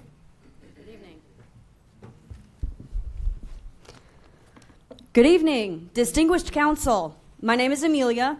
I'm an artist, an organizer for the Party for Socialism and Liberation, and a Fayetteville resident appalled by City Council's response to vulnerability to data center development. Hundreds of residents have raised their voices in unison about the negative impacts of data centers, both environmental and socio-political. Even if it falls on deaf ears, it's worth repeating that it will pollute our water more, pose health risks for already underserved neighborhoods, and fail to replace jobs lost from the Goodyear plant, exacerbating the rampant unemployment, crumbling infrastructure, and lack of investment outside of Fort Bragg. No shade to it. Your people are vulnerable, but a data center is not the solution. It's a short-sighted bargaining chip designed to benefit greedy tech companies, not the people of this city, and definitely not you sitting up there, despite what you choose to believe. The people's concerns are real. We do need infrastructure, but not that which won't serve the working people of this community. Why not pioneer investment in social programs in North Carolina? Instead of using taxpayer dollars to stop and start projects on a whim, give the Merc a grocery store, or expand public transit, or build an open-air venue for third space engagement. Big tech is only interested in a desperate, unorganized workforce. Is that what you want your people to be remembered for? Or are we going to be the organized, diligent, can-do city? A title which we earned this time by hopefully driving a data center the hell out of town. We've heard your defense saying that being against data centers and against this ordinance is a minority decision, and we know that that's a short-sighted statement because we've been out there doing the work. We've canvassed neighborhoods, pounded the pavement downtown, including the businesses y'all claim to prioritize, attended community watch meetings, and showed up to every major event in the city. We have over 1,400 signatures on our petition. Over 80% of the people that we spoke to are against data centers, and specifically this legislation, which would recklessly open up our city to data center development before implementing any good faith efforts to solicit community input or develop sufficient regulations. This is an issue that the whole country, Fayetteville especially, are paying attention to, And you can bet it will be a primary issue considered come election season. We will remember who voted in favor of this ordinance as those who voted against the people. Thank you.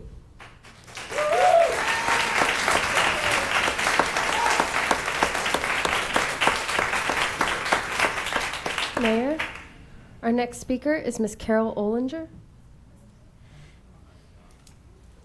Show me what democracy looks like. This is what democracy looks like. Show me what democracy looks like. This is what democracy looks like. Show me what democracy looks like. This is what democracy looks like. Hi, y'all.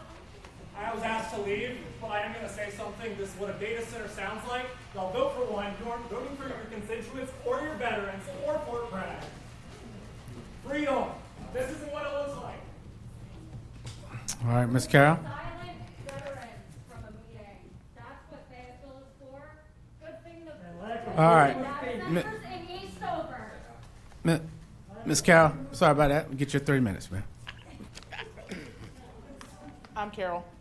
Most all of y'all know me. Some of them are getting ready to get to know me. I'm here in front of you again with the same story. You can't hear me? Can you hear me now? He said, go to this.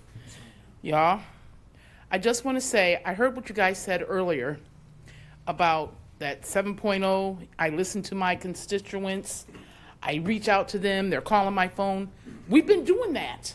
We've really been doing that to all of y'all. Are you listening to us now? Y'all, let's consider all the facts. These massive data centers consume millions of gallons of water just to cool their servers. This is not an abstract statistic. It translates into real consequences for our community. As water resources are drained, our local supplies dwindle, driving up water bills for families already grappling with rising temperatures, high electricity costs.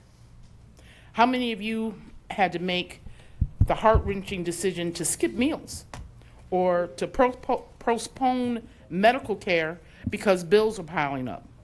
This is not just about pocketbooks, it's about survival. Along with PFAS already in our water, we do not know what the data center water discharge is going to add to our already contaminated water. You already know I'm an affected person because of the PFAS directly. These data centers is going to profit who? We're in the midst of a heat wave. We're in a drought right now. And those in power must understand that these facilities, while they may promise jobs and investments, are sacrificing our health, my grandchildren's health, and maybe yours. This is a real thing. And you guys have a chance to make a difference. A pause, an actual moratorium. That guy up there, could have been speaking French to me. I didn't understand the gosh darn thing. He said 1,000 alphabets. I've been taking classes and going to stuff to learn more about this. We want to be the can-do city. We want to move forward, but not at the expense of our health.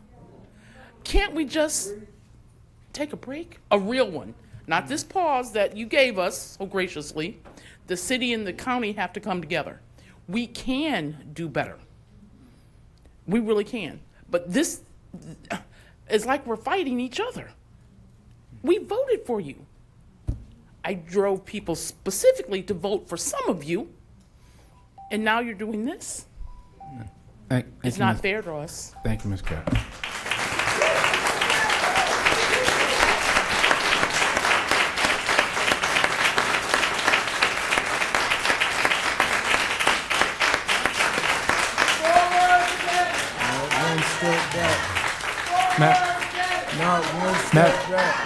Madam Clerk.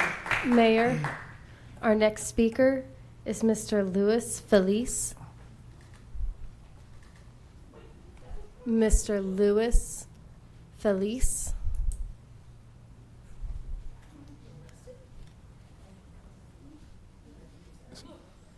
All right. Not present. Sir, please don't do that. Councilmember, sir. Councilmember, Sir, you're Councilmember overstepping. McMillan.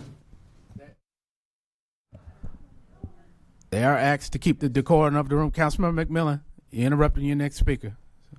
All right. Our next Madam speaker Clerk. is Mr. Jose Cardona. Okay. Trying to give everybody opportunity to be able to hear. Mr. Cardona.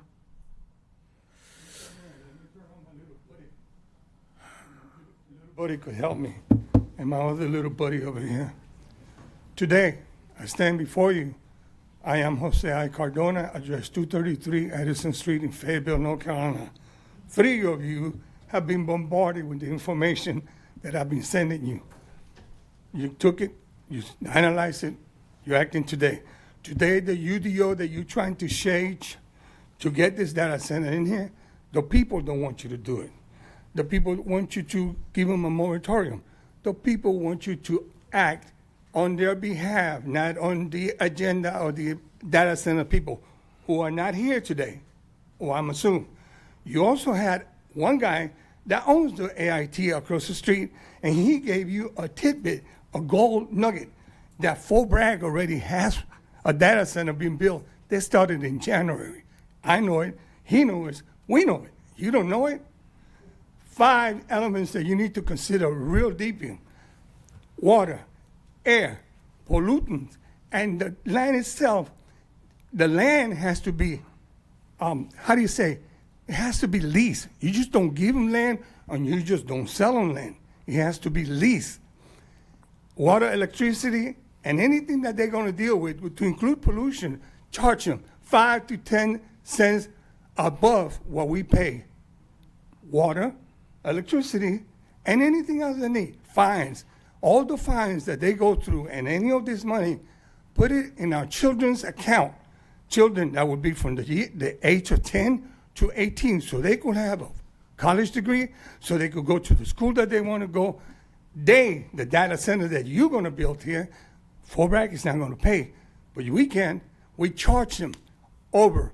The same thing you just did right now. Guess what you just did today? You gave Black & Decker, guess what? Money for somebody to rent the building.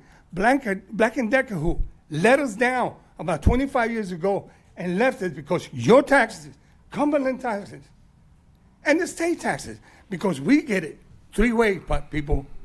3 ways. We get it: city, state, and Fayetteville, and county. County just sitting up there saying, ha, ha, ha, I want that data center. Why do they want that data center? Because they have failed in the so-called industrial park that they got up the street, almost close to Home Mills. They have failed. Empty properties.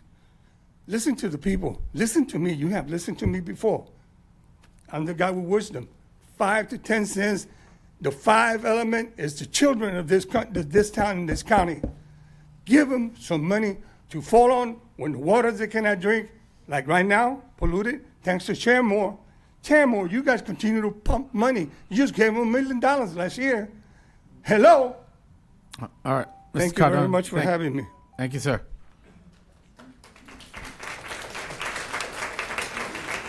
Mayor, our next speaker is Miss Angela Tatum.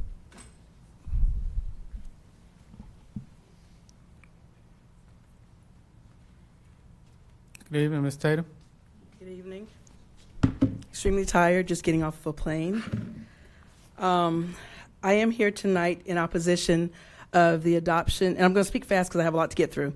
I'm here tonight and speak in opposition of the adoption of TA 26-01, the Unified Development Ordinance text amendments for telecommunications and data storage centers.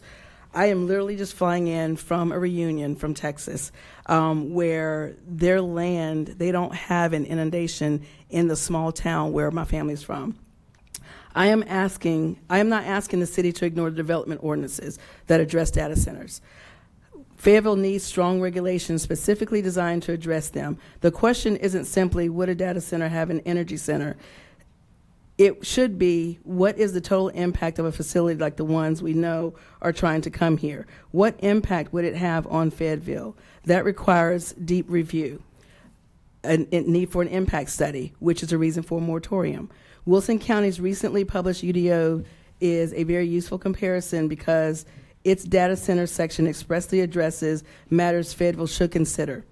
In another North Carolina jurisdiction can explicitly regulate potable, in another jurisdiction, you can explicitly regulate potable water cooling, and this is something that should be adopted in the ordinance as well. Why should the city establish by right development entitlements while Cumberland County is still studying the very infrastructure and community impact questions that remain unresolved? I therefore ask council to remove by right approval and require conditional zoning for every principal use data center. Require independent pre and post acoustic analyses. Expand risk-based siting analyses. Require mandatory fiscal impact study. More reasons to legally support a moratorium. Require PwC to answer these questions on record before adoption. What is the current system peak demand? What MW load can be added without major generation or transmission upgrades? What is the anticipated load of 50 megawatt, 100, 250? The proposed state regulations that are in Senate Bill 730 to consider. These standards need to be strengthened before development rights are granted.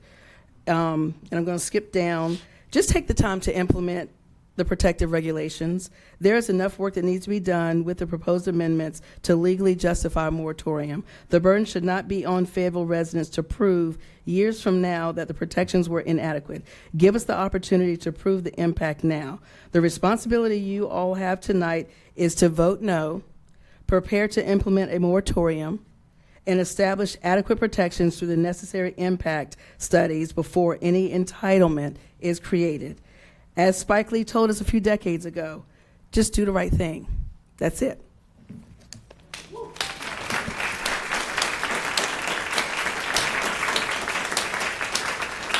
Madam Clerk. Mayor, our next speaker is Mr. Alan Nazarchuk.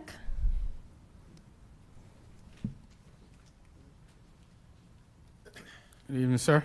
Good evening. How are y'all? Good. Good. I had this whole speech here, but I'm going to go around it. So listening to all this stuff here tonight, a lot of information up there I didn't understand. A lot of us behind us don't. I'm in sales, so I talk to a lot of people on a day, and we have a good conversation, but a lot of that stuff I didn't understand. Be honest with you, I don't. You guys are in a position here because you are ordained, every one of you, okay? And I'm reminded of the wisest king that ever lived, King Solomon. All right, there's a lot we can learn about him. Young man, 20 years old, coming into the kingdom of Israel. Didn't know what to do. What did he ask the Lord for? Wisdom. Wisdom. And the Lord said, since you didn't ask for riches or the heads of your enemies, you'll be the wisest king ever. And I'm going to give you riches, and you'll be the wealthiest man to ever live. So I'm praying for you guys. I don't want to be where you are. I really don't. But I pray for your wisdom. And that's what we're asking for. That's what us common people back here are asking for, is your wisdom. Okay? With that, I was encouraged to hear the mayor say a while ago, and I quote, who wouldn't err on the side of caution?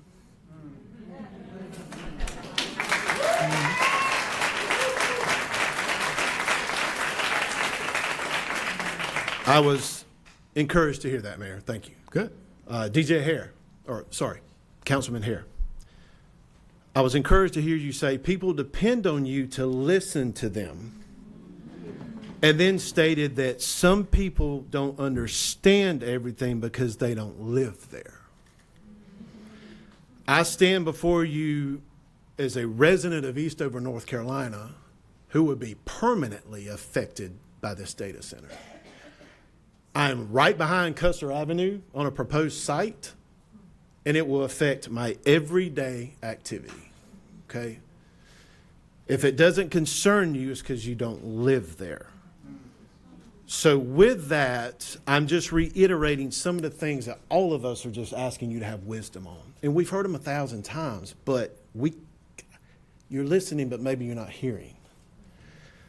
Water usage, power usage, higher electricity bills, pollution. I sell crops to these people in the room. They bought crops from me. If we have pollution falling on those, or I have no water to irrigate those, I have no job. Okay, that's a concern. All right, not only for me, but we got people in here that have farms and head of cattle all around. So I was also encouraged on some of that stuff I didn't understand, but one of them I saw that it's going to take a lot of pavement, and that's great because that site is very wet. Thank you.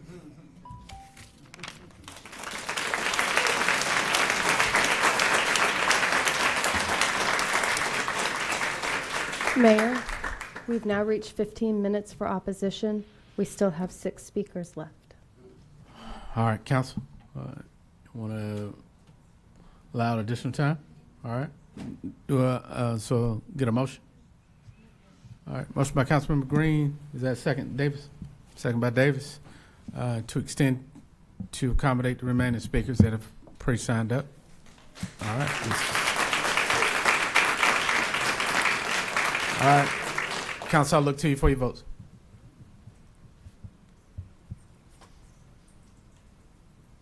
All right, Madam Clerk, next speaker. Yes, sir. Our next speaker is Dr. Katie Introcaso. Good evening, ma'am. Good evening, Council. Much like our last speaker, I have a speech prepared, but I wanted to address a couple things first. One is the intense police presence at the PSL rally right before this meeting. It was my understanding that officers had ARs as they were unloading their gear. We were met with 6 officers outside, and then I came in to get water, and there were 20 more in this building. I think for citizens of Fayetteville who are exercising their First Amendment right, that is a bit much. Today, y'all will prove to us which side of Fayetteville's history you choose to align yourself with if you vote against a further moratorium regarding data center development. The Southern Environmental Law Center identified 4 main areas in our city facing disastrous economic and health impacts should the Fayetteville City Council vote tonight or in the future to proceed with data center development. Those areas are Murkison Road, Shaw Mill Road, Bragg Boulevard, Cedar Creek. We cannot sever the impending specter of data center development from Fayetteville's foundational architecture of generational disenfranchisement and social violence against our Black and brown communities. To champion unregulated data center expansion without rigorous scientific scrutiny perpetuates an insidious lineage of exclusion in our city. Voting for data center development in Fayetteville votes to uphold our city's historical lineage of Black disenfranchisement and attempted erasure. Voting for data center development without more time for experts to gather, analyze, and share research with the public aligns directly with Fayetteville's history of only attending to the citizens it deems worthy of economic development. Voting against a moratorium at this stage of public outcry votes to perpetuate the insidious pervasion of white supremacy in Fayetteville's economic development, public health, and which residents our city council deems worthy of protecting. And we will remember come November 3rd. We will remember those council members who tonight vote to protect the financial and political interests of historically white wealth in this city. We will remember the actual history of our city and those in political power, such as y'all, who voted to maintain it. We will remember that we, the people, hold the power collectively, and as a unit, we will move accordingly. I will now speak to the doctors on the council. As one doctor to another, regardless of discipline, our creed is first to do no harm. I urge you, as one native Fayettevillian to others, vote in support of a moratorium, in support of more research and public hearings, in support of protecting our residents and the work to lift them economically upwards without selling out another side of the city. Time's up. Y'all's move.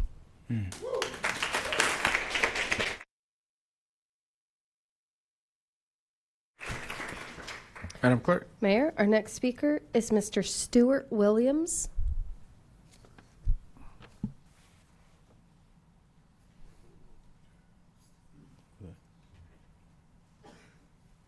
Good evening, sir.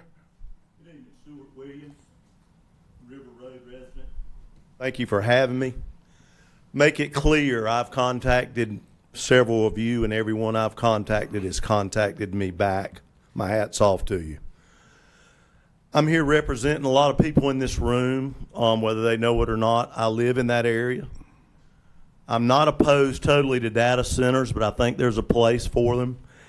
And I can almost guarantee you I'm a neighborhood boy, and that is not the place for a data center on Custer Avenue. Everybody thinks we're in the country there, but we're surrounded by Beard Road, Middle Road, Dobbin Holmes Road, River Road, and dozens in between, and there are thousands of people that live around that area. We're rural. I understand that the zoning board will have to go all the way and probably zone this M1. I don't think that's ever been done before, going from A1 to M1 or whatever the designation would be. My neighbor reiterated the land out there, it holds water. It does. This particular property was condemned by the EPA in 1970 for a cow manure manufacturing plant. I'll take my chances with cow manure over what possibly is coming out of this new data center any day. I invite any of you to come ride around. I'll show you my neighborhood firsthand.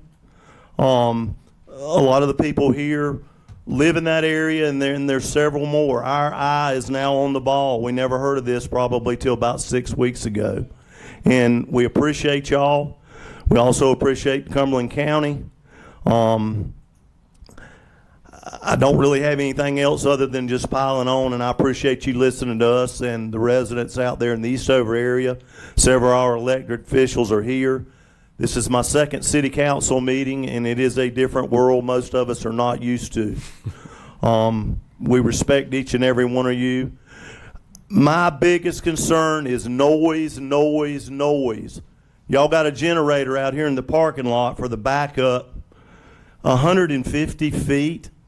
Whoever came up with that, this bright staff, and they're all smart, I know. 150 feet is, this room's 100 feet. And they're going to have 30 to 40 of those generators screaming, even if it's testing once a week.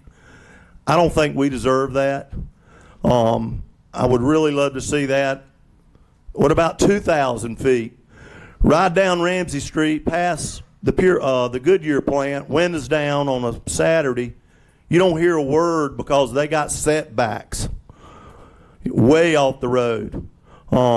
That's what we ask for, protect our neighborhood. Thank you for hearing me out. Thank you.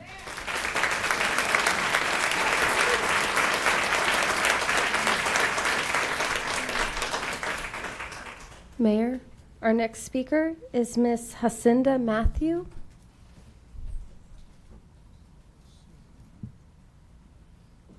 Good evening, ma'am. Good evening. Hello, my name is Jacinda Matthew, and I am here tonight against the proposed data center here in Fayetteville. In order to strengthen how I feel about data centers, I looked into some proposed positive impacts. The impacts I found, when analyzed, do not benefit the majority of the people of Fayetteville. The following pros were all found on the informational site Benefits Beyond Connectivity, who sourced PwC's report in 2024. The following are the proposed pros of data centers. Data centers create well-paying jobs for engineers and technological majors. These jobs require high levels of education, which means that these new jobs cater to those who are either already rich or under student debt. These jobs will only feed those in the upper middle and upper class. Data centers support digital information regarding financial transitions, governmental services, internet, AI, and healthcare records. Additionally, they secure the U.S.'s sensitive information. These are already done in government buildings. With the risks we are strongly aware of regarding data centers, building more space to hold more information is not worth the sacrifice. In 2024, the data center industry generated more than $1.39 billion in state and local tax revenue, which could have funded nearly half of North Carolina's education services. This did not cause individual taxpayer rates to increase, which is good news. But it's also important to notice that it is openly acknowledged as a pro that this collected tax would have funded K-12 education. It is not disclosed what these taxes actually went towards. North Carolinians should be concerned that public education will become less of a priority following the implementation of more data centers and their high maintenance. Please consider the following when you think about the proposal of a data center.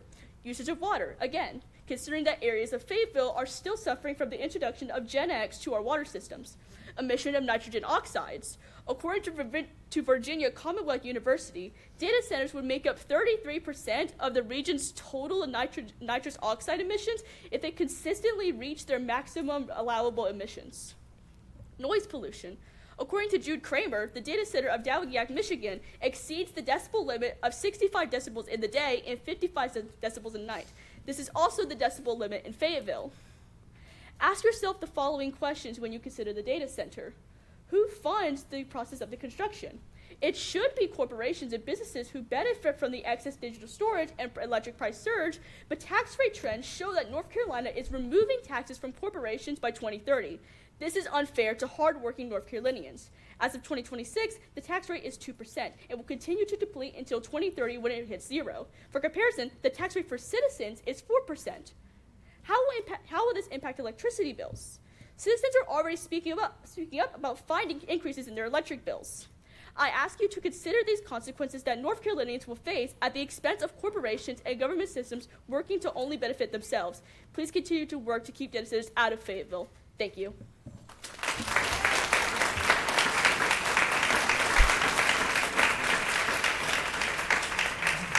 Mayor, our next speaker is Miss Janet Menzak.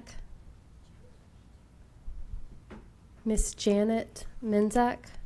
And I do know there were some people in the holdover room, so we'll give it just a second. Nope. She would have come by now. All right. Our next speaker is Miss Christy Davis.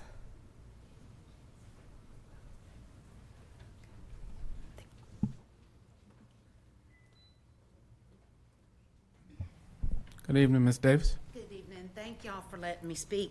My name is Christy Davis, and I live at 3136 Beard Road. I have lived there for 25 years, and it is 1.1 mile away from the proposed data site at the Custer Avenue place. I have to use a speech or I go off on tangents. I'm speaking tonight against the UDOs as written because they do not go far enough to protect our community from the adverse effects of data centers. Since you're targeting agricultural land in Cumberland County instead of land in the city, you must know of these adverse effects and don't want them by you. We in the county do not want to see, hear, feel, smell, or pay for data centers. As to site, your UDO will not control the light pollution that will emanate from the center.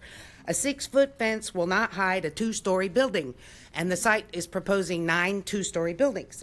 We want higher barriers specified in the UDO so they can't get away with it. As to smell, your UDO has one sentence about air pollution.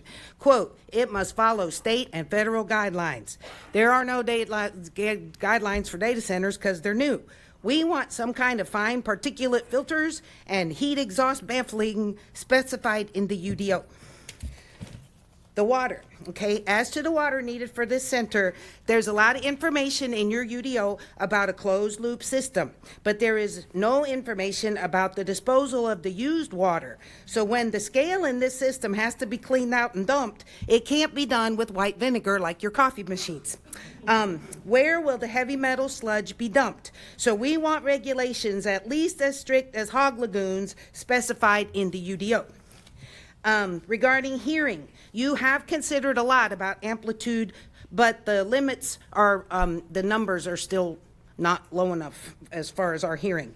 These machines will run 24/7, so we want some sound barriers and limits on the noise levels specified. You say in the UDO that you can only test the system from 9 to 5 during the week, because when they test it, it's louder. I did door-to-door trying to get people to come to meetings, and a lot of the folks on Beard Road and me are retired. We will never get away from the noise. You have also not specified any restrictions on frequencies, namely the sub and super frequencies that humans cannot hear, but that travel through solids, liquids, and gases to affect our sleeping and the wildlife in our area. We have cows and bees on Beard Road, not to mention the deer and all the other, the squirrels and the raccoons and the coyotes and the stuff that we like because we went to the country. In addition, blasting a jet engine-sized gas-powered turbine a mere 100 150 feet from someone's home is not acceptable. In the county, we deal in acres and miles and want that distance amount increased to a minimum half acre or whatever other figure we can come up with. The companies forcing us to accept these centers have money to Ms. make them Davis, more environmentally thank you. palatable. Thank you for your time.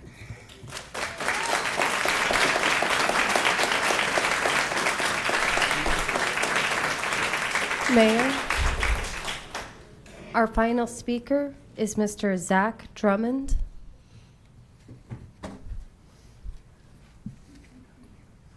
Good evening, sir.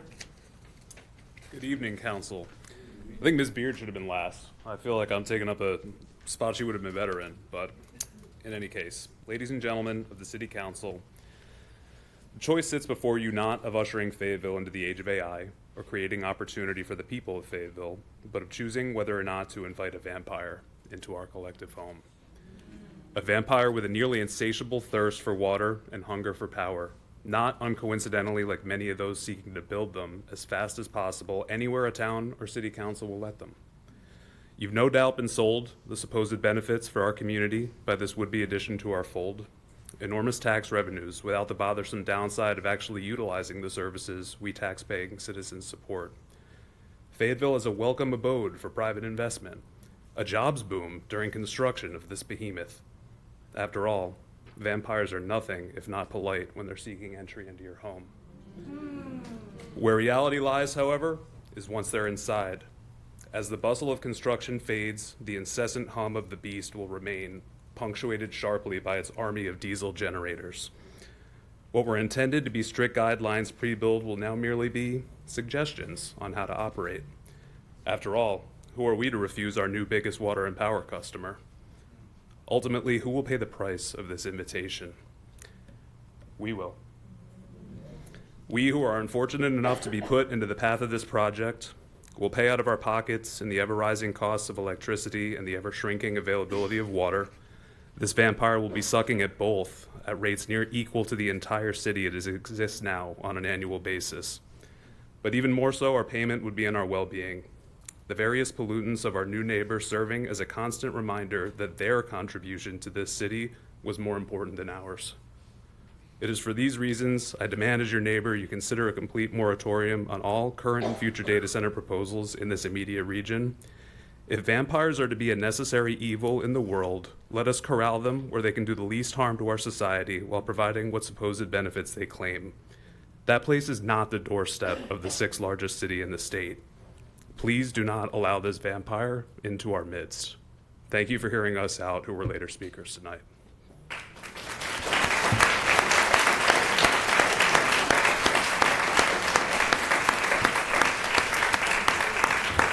All right, Madam Clerk. Mayor, we have no further speakers. All right, so council, we appreciate your diligence for holding questions. I do have some lights lit up. I'll try to catch them in the order that they came in or that I saw them. I think I have, are y'all through calling any? All right, so we'll close the public hearing. So council, I see Councilmember Hondros and then McMillan. Thank you, Mr. Mayor. I tried to catch you before we opened the public hearing, but didn't push my button fast enough. So St. John Chrysostom once said, slander is worse than cannibalism. I want to speak to accusations lobbed at some of my colleagues, and I'll speak for myself. Currently, to date, I own no land that's for sale to a data center. I own no land that I'm going to develop for data center development. I'm not representing any sellers selling any land to data centers. I'm not representing any buyers that are buying land for data center development. I'm not receiving any consultation fee, and to date, I've not signed any NDA or non-disclosure agreement. If there's any silver lining to any of these allegations, it has brought me closer to prayer, so I forgive those that lobby those slanderous, unsubstantiated claims against me. And to my knowledge, there's been not one elected public servant in the county or even in the state that has made those pledges that to date they're not representing or don't stand to gain a penny that I just made. Thank you. Thank you, sir. Councilmember McMillan. Yeah, thank you, Mr. Mayor. Mr. Mr. Mayor, at this time I move to call a public hearing under General Statute 160 Delta-107 on a data center moratorium to direct the city attorney to draft an ordinance and the clerk to publish the required notice. Looking for a second. All right. Considering we are in a public hearing, Madam Clerk, what's the procedural process for that? Is it just like any other motion? Because we're still kind of having the hearing, so any guidance? Mayor Colvin, I think he's asking for, he's asking for a public hearing on the moratorium. So really the question is the motion to reconsider. Because it's already been voted on. Well, in order to get to the public hearing, you have to vote that you're going to have the moratorium. Right. So yeah, we've gone through that with him. So I guess the first motion is to reconsider the vote on the moratorium. Yes, sir, which will require 8. Right. Supermajority because it's not on the order. All right. So Councilmember, you have to amend that. I will amend that. I'd like to move that the council reconsider the previous vote on a moratorium to allow for scheduling of a public hearing. All right. And this is a motion for which will require supermajority. Councilmember Jones, that's second. All right. Second. All right. Discussion. All right, Council, look to you. I do have plenty to say, probably more than time would allow. You all have done what you're supposed to do. My sister Carol, I really think it was despicable that she was put out of here. She's a respected member of this community. 2 things she said. This is what democracy looks like.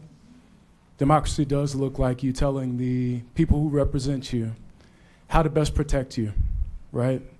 And this group, this community, along with the community in Eastover, has done that for months. Not hundreds, thousands of people at this point have said we want a moratorium, have said that this statutory pathway to protecting us, to considering all of the facts in a comprehensive way is exactly what we want. And I have heard you, and other members of this council have heard you. Tonight, we're going to have a vote to see how many of us we'll consider getting to where we are tonight on a UDO amendments, but through the process that the state has laid out to protect us by putting a temporary ban in place so that we can make the best decision for our communities. And I thank you all for coming to make that clear. And that is why this vote is on the table. All right.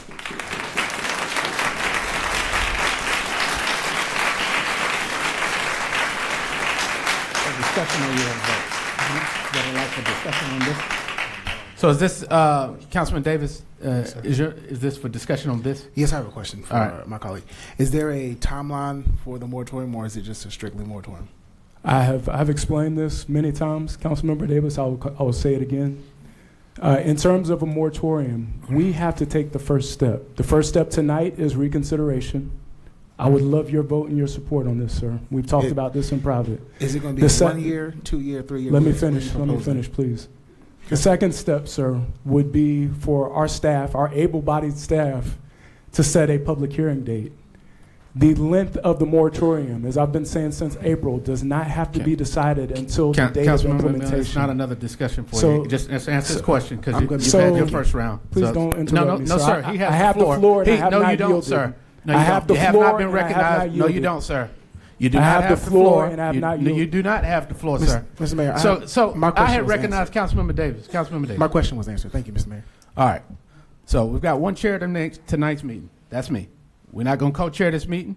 So when you recognize, if you would like your second round, but right now you have a motion, you do have a second. It requires a supermajority. Is there a second round of discussion on this particular motion, or a first round for any other council member? I do have a question, Mayor. All right. And I don't know if my questions, Mayor, would be for this item, but I wanted to have some discussion and I have some questions on what was presented to us. This is on this motion because we didn't have an opportunity to start asking questions. Okay. So we've got to dispose of the motion. Okay. All right. Councilmember Green on this motion? Yes, on this motion. Thank you, Mr. Mayor. Madam Attorney, can you, just because we've had so much back and forth, I don't want to be confused, and I don't want anybody else to be confused. Can you just outlay, so if we vote to reconsider this, that's the first step. The second step would be the public hearing? And the third step is the timeline, or can you help me with that? Yes, ma'am. So if council approves the reconsideration, then we have the vote on the motion, which would be for the moratorium. If council approves moving forward with the moratorium, then we would bring back the ordinance, and that is what we have the public hearing on. Yeah. Thank you. All right. The council seeing none further, I'll look to you for your vote. I do have a second round comment. All right. Second round, 1 minute. Yes, sir. Yeah. What I was explaining to Councilmember Davis is that the length of the moratorium, that's been an issue with council. Some of them are afraid that it'll go into 3 years because they know many of us are very much against data centers at all. Some of them want something as short as 120 days or 6 months. And what I've said over and over again is that's not to be decided tonight. That's something we as a council decide at a later date, at the date of adoption. And that's something I've tried to make clear over and over since April, because that's been thrown up as an obstacle to them supporting the moratorium at all. And I just wanted to clarify that there is a clear path to this. It was laid out in a very well put together presentation by our city attorney months ago. And tonight, I think we have an opportunity to make the right decision and move on this. All right. Thank you, council member. All right, council, look to you for your vote. Councilman Mahandros, you have a question or you vote? I can state it after. All right.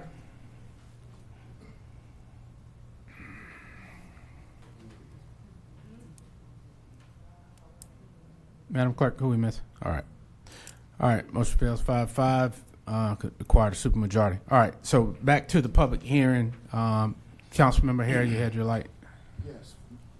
We are the supermajority. Right. You are. Yes. Right. You are. Yes, Mayor. All right. Ma'am. All You're right. right. Yeah, right. And supermajority can't fit in this room tonight. Councilman Harry. Okay, thanks, Mayor. I did have some questions. I think, who did the, Mr. Harmon, was it? Yeah. Okay, Mr. Harmon, please.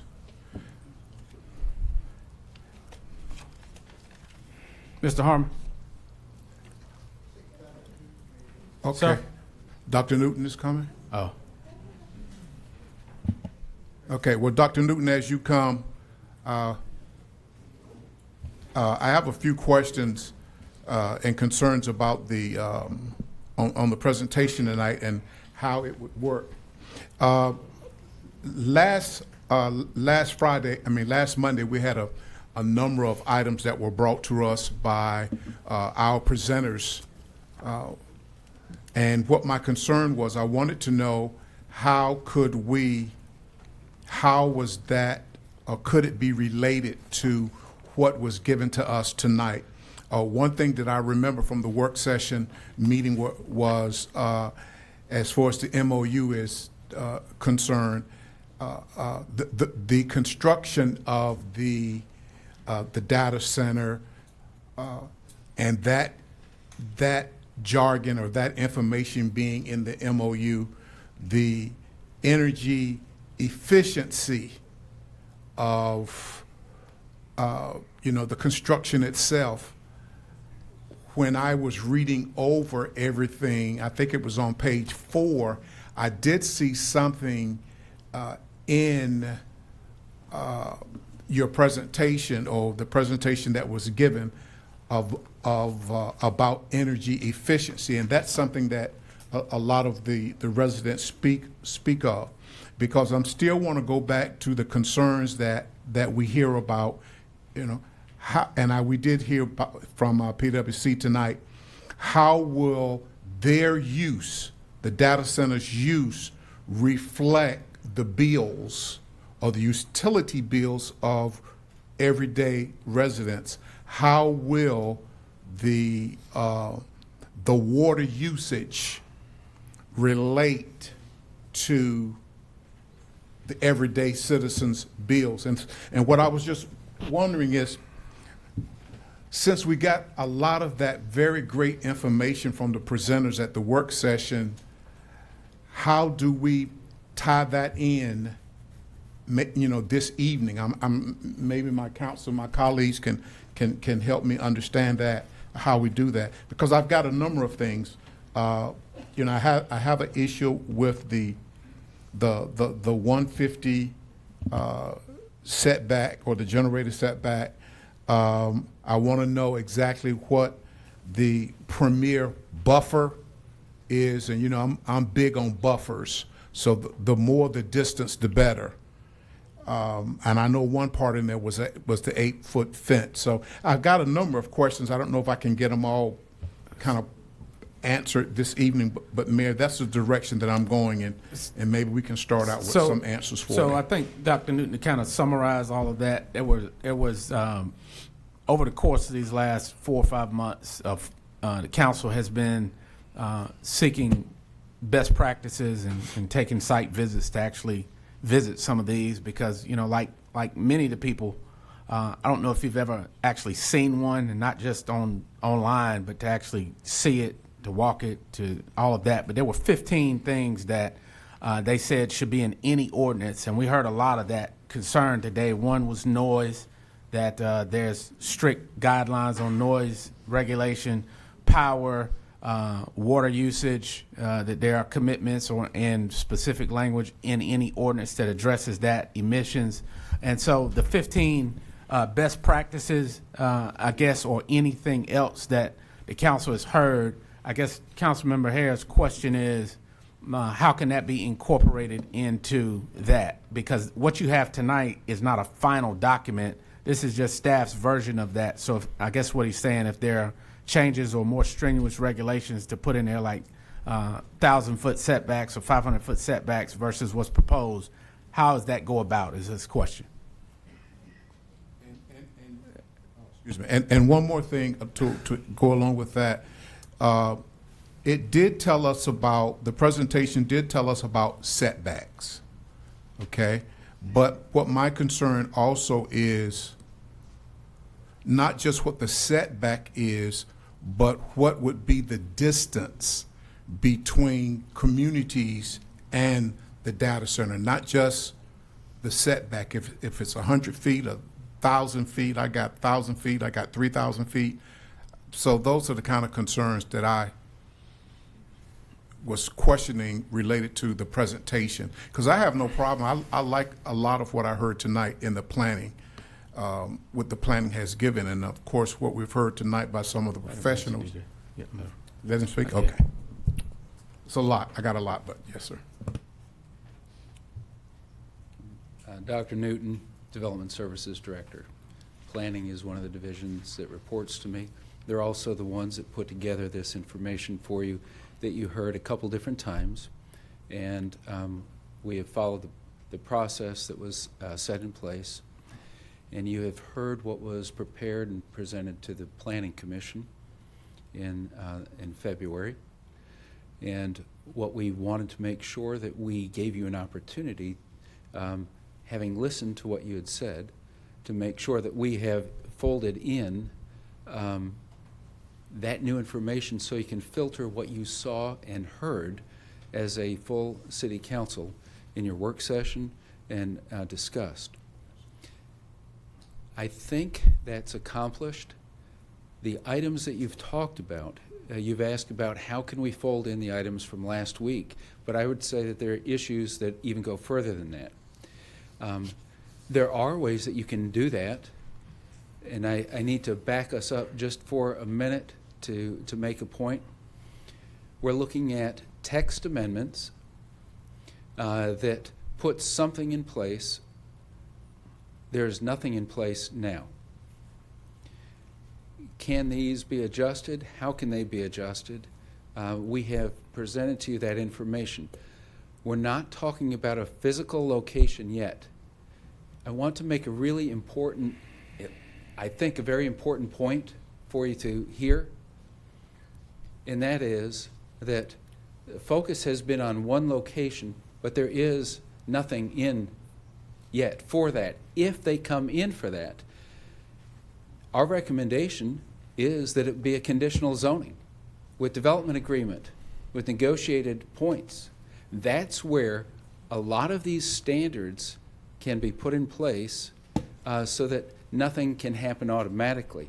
And that idea of how that would be done ties to items that you can't generically just put in to an ordinance. There are some things that we can't put in. However, if somebody applies, should something be in place, we have a baseline of standards.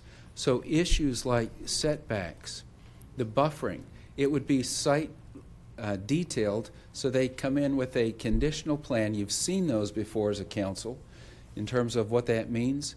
They have to establish standards. I listened to the presentation that Mr. Harmon made, and there clearly were some things that are hard to understand what they mean. It doesn't matter how smart, how new somebody is on this. There were some things that we said that maybe could be restated a little bit more, and I want to take just a moment to answer that in answering your question, Dr. Hare. Right now, we say there's nothing in place. There are some opportunities of what could be put in place. Nothing happens automatically. They would have to meet a set of standards.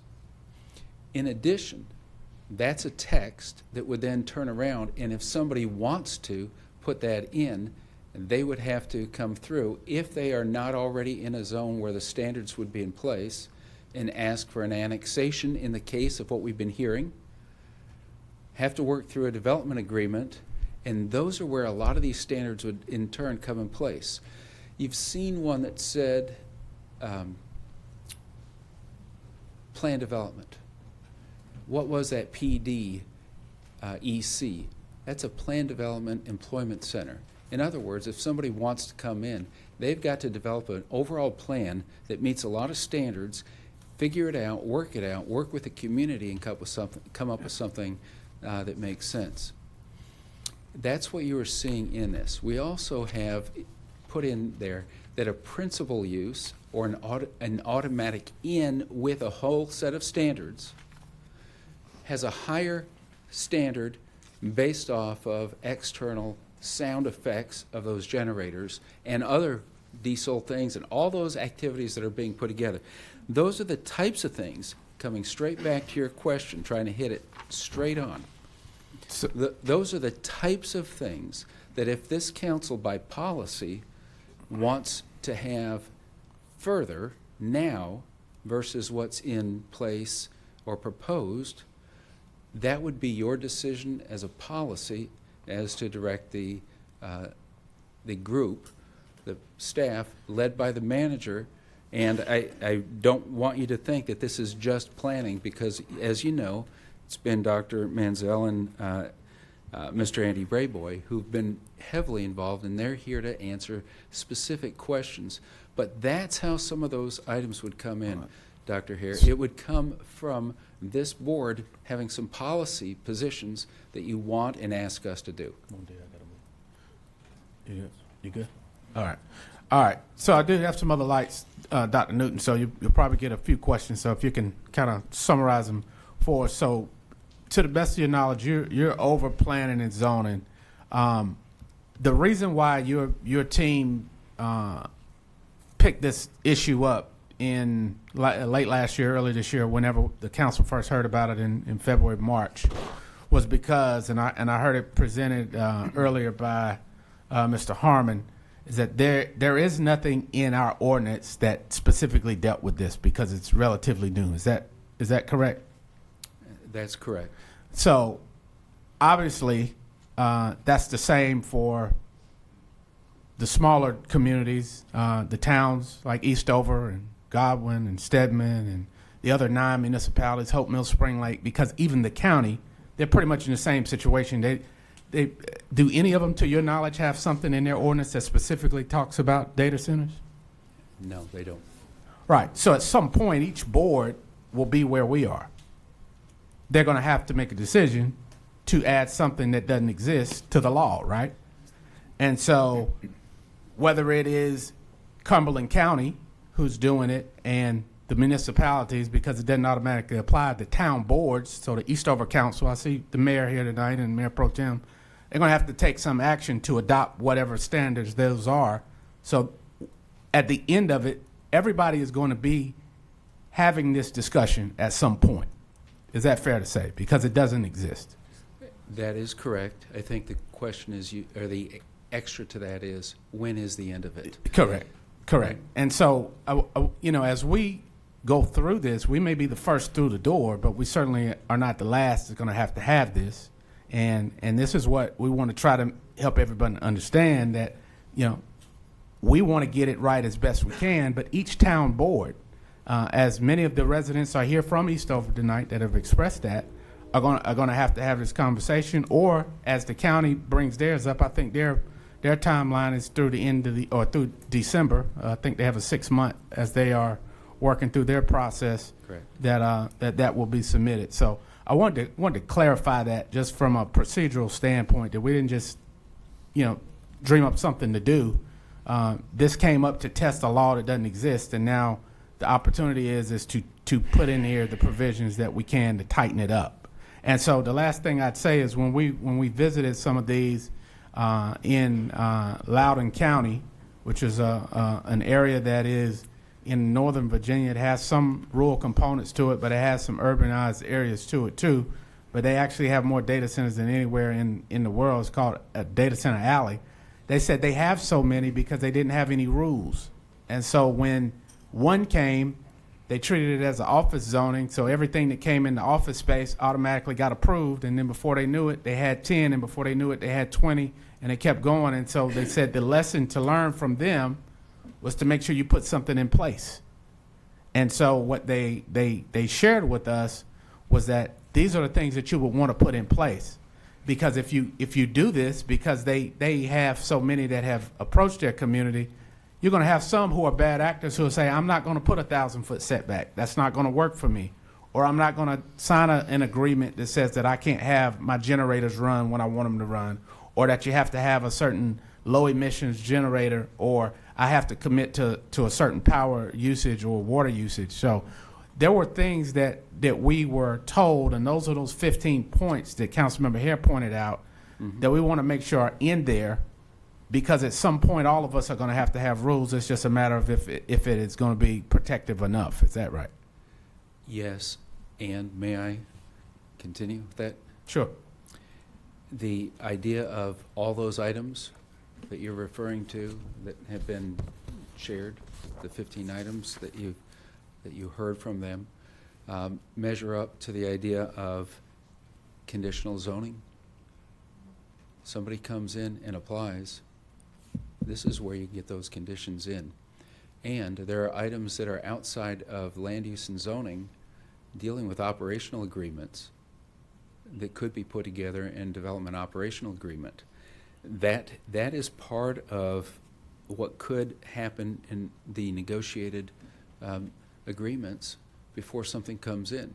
So the very issues that you heard in the 15 best practices were not all tied to land use. Some of those were specific things that had to be worked on because of lessons learned from the first one in to where they are now. All right, Councilmember Green. Thank you, Mr. Mayor. In preparing for this meeting tonight, I think we probably all had a lot of things to consider. We had a very lengthy agenda for consent items, and they all have to be reviewed. But in saying that, the two things that, or one thing I heard tonight, and it was from somebody that spoke for data centers, but it was very interesting that Representative Soka, while he's for them and understands them, he also admitted that there were things that needed to be addressed that he did not see addressed. So those 5 things need to be looked at, in my opinion, if we're truly going to move forward in an attempt to get this right. We need to get this right. We don't need to speed through it and fail somewhere where we fail for a number of years rather than just getting it right. The other person that I want to acknowledge that was very impressive to me was during the work session, Clarence Briggs, who's the owner of AIT, which is a data center here in town. It's been here for years on a smaller scale, but he gave us a lot of information during that work session. He also followed it up with a very lengthy email, which I have highlighted, a lot of portions of it. He makes a lot of, gives a lot of kudos to city staff, and I want to do the same because they have spent a lot of hours doing this research and this work for us, and I want to thank them for that research. Because people like me, as the speaker said earlier, I don't have the wisdom of Solomon. I would love to have the wisdom of Solomon, and I do pray for that wisdom all the time. But so far, I haven't gotten it on the data centers to the extent that I probably need it. So I appreciated Mr. Briggs's comments along the lines of these are the things that the city, where the city got it right, where the city staff is exactly on target, but this would put more teeth in it. So I appreciate someone who can take a report and realize that, hey, we got to A, but we need to B to B. And so we need to tighten up what goes from A to B.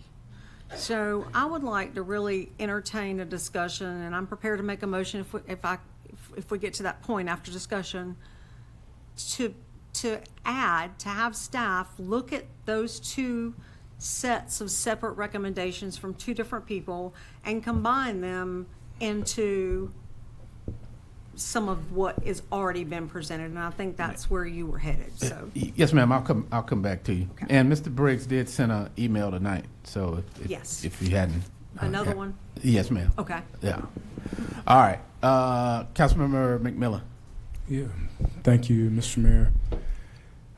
Doc, I had a question, if you could, or Craig, about the ordinance itself or the amendments itself. And a question that's been coming from the community is this concern about by right and what is allowed by right. And I saw language that discussed standards as permitted, and it was attached to LI, HI, light industrial, heavy industrial. And I'm wondering if you could address the concerns the community has about by right exclusions that allow folks to come in without a special use process that really allows us to take a good look at the application. Also wanted to note, when we say we don't have a site, that's not altogether accurate, in my opinion. Just because if we look back at late last year, we got 2 pre-applications, one from ESS for Dunn Road, and the other one was from Terra Nexus. And I'm sure those are just shell companies that probably are attached to much larger entities that are secret to us right now. But when we say we're not looking at it, we're not looking at a particular site. It is it's denying the existence of those 2 pre-applications. That's what brought the folks from Eastover in concern about something that has 200 megawatts attached to it already in pre-application. And I want to acknowledge that and then encourage all of my colleagues, when we're talking to the public, to talk to them with that level of clarity.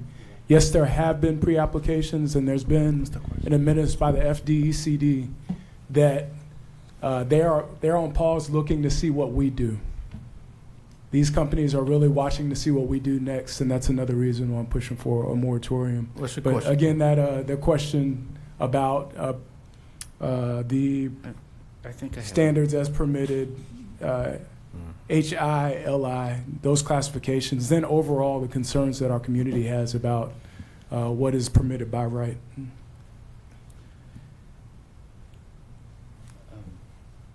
Are we able to put up the attachments and share the attachments that are in their packet that would have the actual ordinance amendments?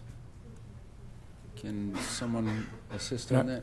I can clarify a little bit more. It was under baseline principal use I understand. entitlements. I actually do think that I can illustrate it by showing you what you have in your exhibits. You have attachments specifically, and I'm going to step away, so just hold on a second.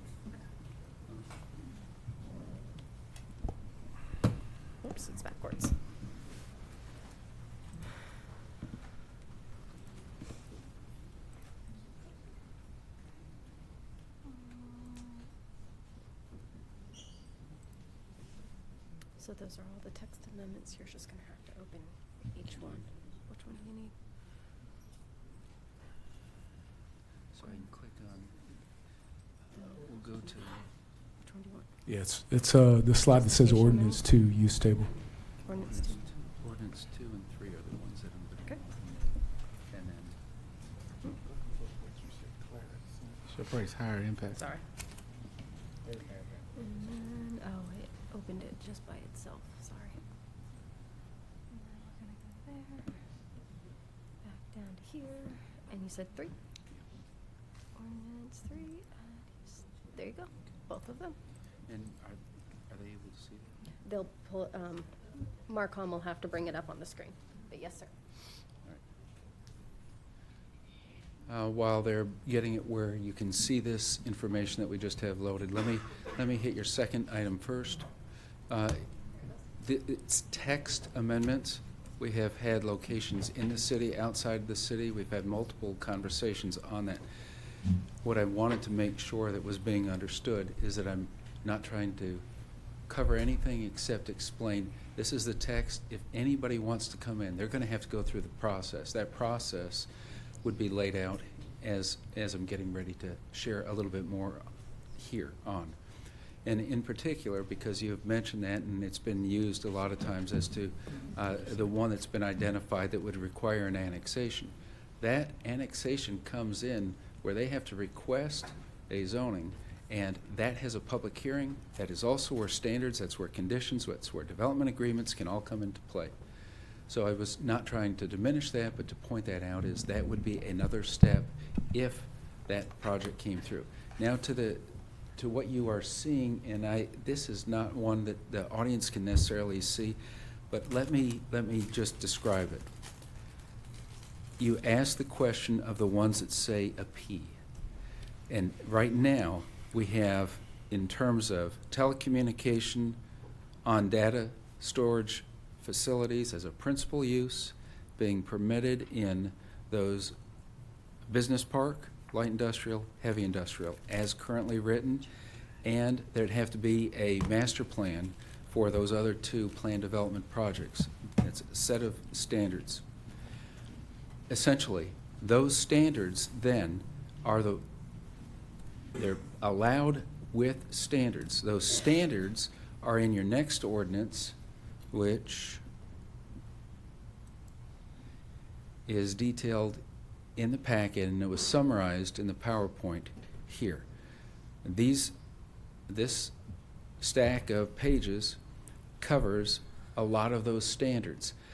If there were areas that you need to focus in on from points that have been made, that have been heard and listened to before, a lot of them come in at this place, in these standards, like setback requirements, berming, having not only maximum sound, but also having that low reverberating that you heard information on that we also received material from. It would be in that section of the ordinance. Not so much in the airport, which is the 5th one, and not so much on the 4th one on the parking. The state has since done some revisions that probably are going to require us to modify that part 1. But in terms of definitions, it's the first one that you have. 2 is the location that you're asking about, and 3, these are the standards that if they meet these standards, they'd be able to come into those spots that are identified All right. here. Dr. Newton, we have quite a few more lights on, so I need to. All right, Councilman McMillan, you good on your question? Still then, here addressing the by right language, and do you think that is something that could be addressed in this process, removal of that? That is a policy of this board, and certainly it is something that could be done. Whether or not that's the policy decision that you want to do is we leave that to this council. All right. Let's see. Councilmember Hondros. Thank you, Mr. Mayor. We've heard a lot this evening about conditional zonings and/or operations agreements.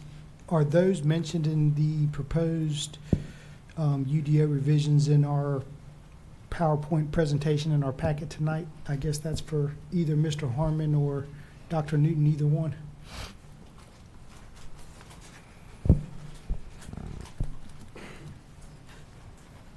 No, they are not. Again, those would be ones that we've mentioned of what we've presented, what we've provided, and they're not in there. It would come with conditional zoning as the recommendation. So, thank you. To my colleague's question about by right, so I think in the proposed revisions tonight in the packet, it was HILI and CC, is that correct?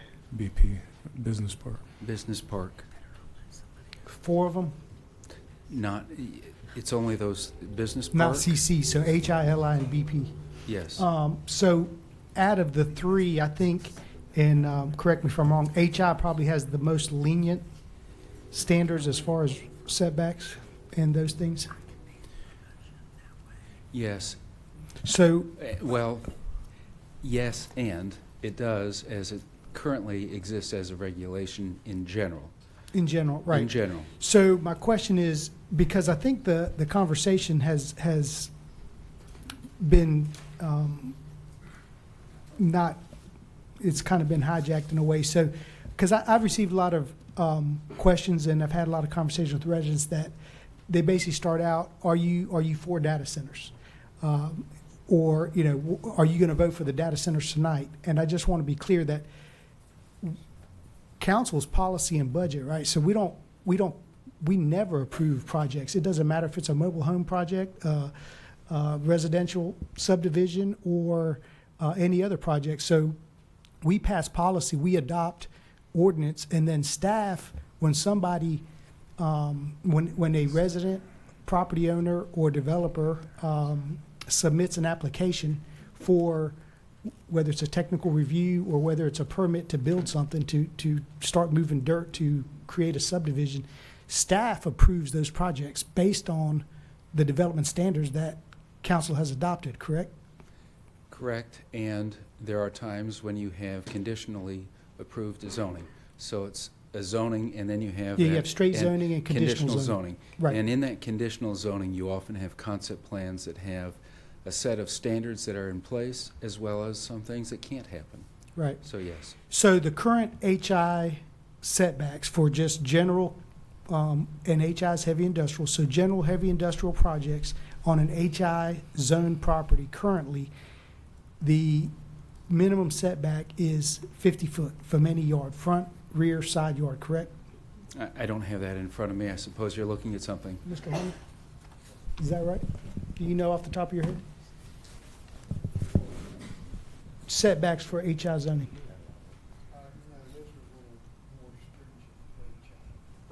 So it's more than 50 feet?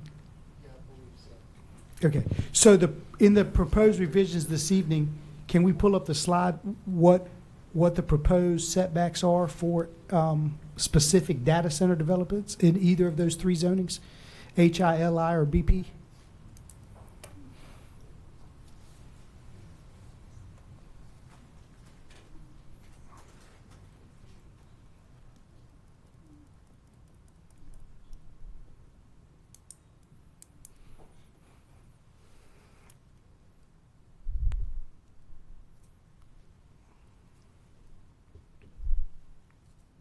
Can you see where I've scrolled? Barely. Yeah, My eyes aren't what they used to be. Hold on, let me see if I can do this better. There you go. So 250, is that for the generator, and then 500 for the? So on C there, What- administrative review What 1C. you need to look at, if I can interrupt you, Please. please. This is an acoustical compliance memo. And it says that as a part of what would be reviewed on a site plan application, these are the standards that would have to be in place. And as you see, it has a couple different things as to what has to be put in and at what location. We do have a provision that's, well, you see it in D. Any generator, cooling equipment, mechanical equipment is proposed within 250 feet of lot line requires this, but there's also a provision that then says can't be closer than 200 feet if it is doing that. What you heard from people in an open agricultural area is, that's not far. And those Right. are the types of things that, so by zone, it's not laid out that way because these are standards for that use. These are specific standards for that use. Let me move another spot. Right, and the distinction I was trying to make is, you know, the current, I think, setbacks for the most part in HI is 50 foot. That's a 250 foot. The section we're just at stated a 250 foot setback and a 500 foot setback. And we can debate whether that's far enough. You know, I've heard that it needs to be 1,000, 1,500 feet or 2,000 feet. Yeah. But what we can't disagree on is that whether it's 200 or 500 is greater than the setback that's currently on the books. So per North Carolina laws, the state constitution, general statute, and case laws, the fact that currently data centers aren't defined in our UDO and they're not included in our use table does not disallow that use, correct? The fact that it's not in our use table, state law dictates that they must be allowed, right? Combination of correct, and that is what our ordinance has in place, that when it's not, when a use that wasn't contemplated or known when Right. it was put in, it is a decision of the city manager as to where it best fits. So when I state that the conversation's kind of been hijacked or usurped in a way, because I think many don't know that it just because it's not on our use table, it's not disallowed. State law says it must be allowed, and the way our current ordinance is written, I think our attorney has told us that it comes down to the discretion of the city manager. So what council's trying to do, and again, we can all, the 10 of us on this dais and everybody in this room, can debate whether the proposed revisions go far enough, but there are currently restrictions and protections that we currently don't have. Would that be a fair and accurate statement? Yes, and I want to just make sure that you see what I highlighted as I was scrolling down, because these are use standards. You see that it says generators, mechanical equipment, yards, Councilman no Hondros, closer than need to bring it 200 on. feet. Yep, I'm closing up soon. 200 feet from the shared line. So it is an additional standard, but it is shown here as a standard for data centers at 200. Thank you. So I just, in closing, a lot of residents that I've spoken to in the last several months, again, want to know what we're actually voting on and then kind of how we got to where we are today. And I just want to say, in large part, the hearing we had tonight should have happened in the fourth Monday, which is our second regular scheduled meeting in March. Why? There was a lot of discussion today about process and procedure. The City of Fayetteville Planning Commission received that report and had a public hearing in February. Since I've served on this council for the last 4+ years, when the Zoning Commission or the Planning Commission hears a case and has a public hearing, we, council, receives that presentation and has a public hearing the very next month, usually the second regularly scheduled meeting, which is always the fourth Monday. So without any action by council, we should have had this public hearing today in March or April. At that meeting, we could do exactly what we're going to do today. We could either take an action to adopt the revisions, we can reject the revisions, we could send it back to, remand it back to staff for additional work, or we could have a discussion about a moratorium. That could have been had back in March or April, and I just want it to be known that we're here today in large part because of our city manager. He chose not to put it on the agenda for whatever reason, and we've seen a pattern of that because it happened with this item, it happened 18 months ago with the sign ordinance, and it happened with the budget season. All right. Thank you, Councilman Hondros. Councilmember Jones. Yes, thank you so much. Not so much of a question, just some quick statements. I heard two words tonight that resonated. There's more. With those two words coupled with another phrase that was stated, we will eventually have gotten there, meaning to an approved UDO. Both of those things are true. And for me, I knew we wouldn't necessarily get to, in my personal opinion, a resolve on tonight. If I can just kind of piggyback, not necessarily totally on what my council member to my left has stated. But I believe personally, for me, we kind of started off wrong. In March, it came to me, let me speak for me, at a work session, kind of surprisingly, to vote on something that, again, had been being worked on before my time in the appropriate manner, of course, going through the zoning commission, planning, et cetera. I was going through the appropriate channels. So it started off wrong. So to me, it set a bad precedent, not only for me, but even for the public, because that's when you can start eroding public trust, even if you're on the right track. And so I know some adjustments were made, some things were made in regards to letting council know about certain very important things that were coming either through planning or zoning. So I appreciate that shift. So that to me kind of started a downward spiral. Number two, Madam Attorney, just for clarity, because I've heard a lot of my constituents' access. They were just really confused about the 4-month pause. That was not a pause on construction. That was a pause on having an actual moratorium.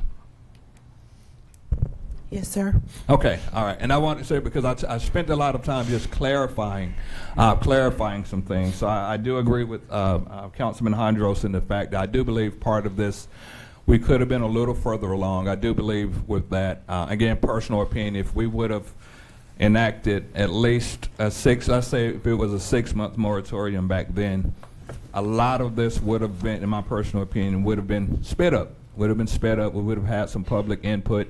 And again, going back to those 2 words I heard tonight, there's more, because we knew we were going to really end up here and not really get there. And so it would have at least provided us some protection from there. She laid out the framework for it. It could have been in place. And whenever the UDOs got to a place through public input, through experts, whatever it is that council decided as a whole that we needed inside of those UDOs, we would have been there at that point. So we're right back here at the same spot now. There's more to be done. So for me, it would still be practical. That's why I voted the way I did in regards to reconsidering the moratorium, just because there's more to be done. And if we want the protections, I do firmly still believe that going through that process of the moratorium would outline it, and it would get us eventually to that place of an approved UDO. So I just wanted to share that. And then lastly, I appreciate everyone that has spoken, sent emails, just expressed themselves in community meetings. When I say, let me say that again, speak for myself, that we listen, I do listen. I listen to the public, I listen to the constituents, those that put me here, and even those that don't, because I know I represent the whole of Fayetteville.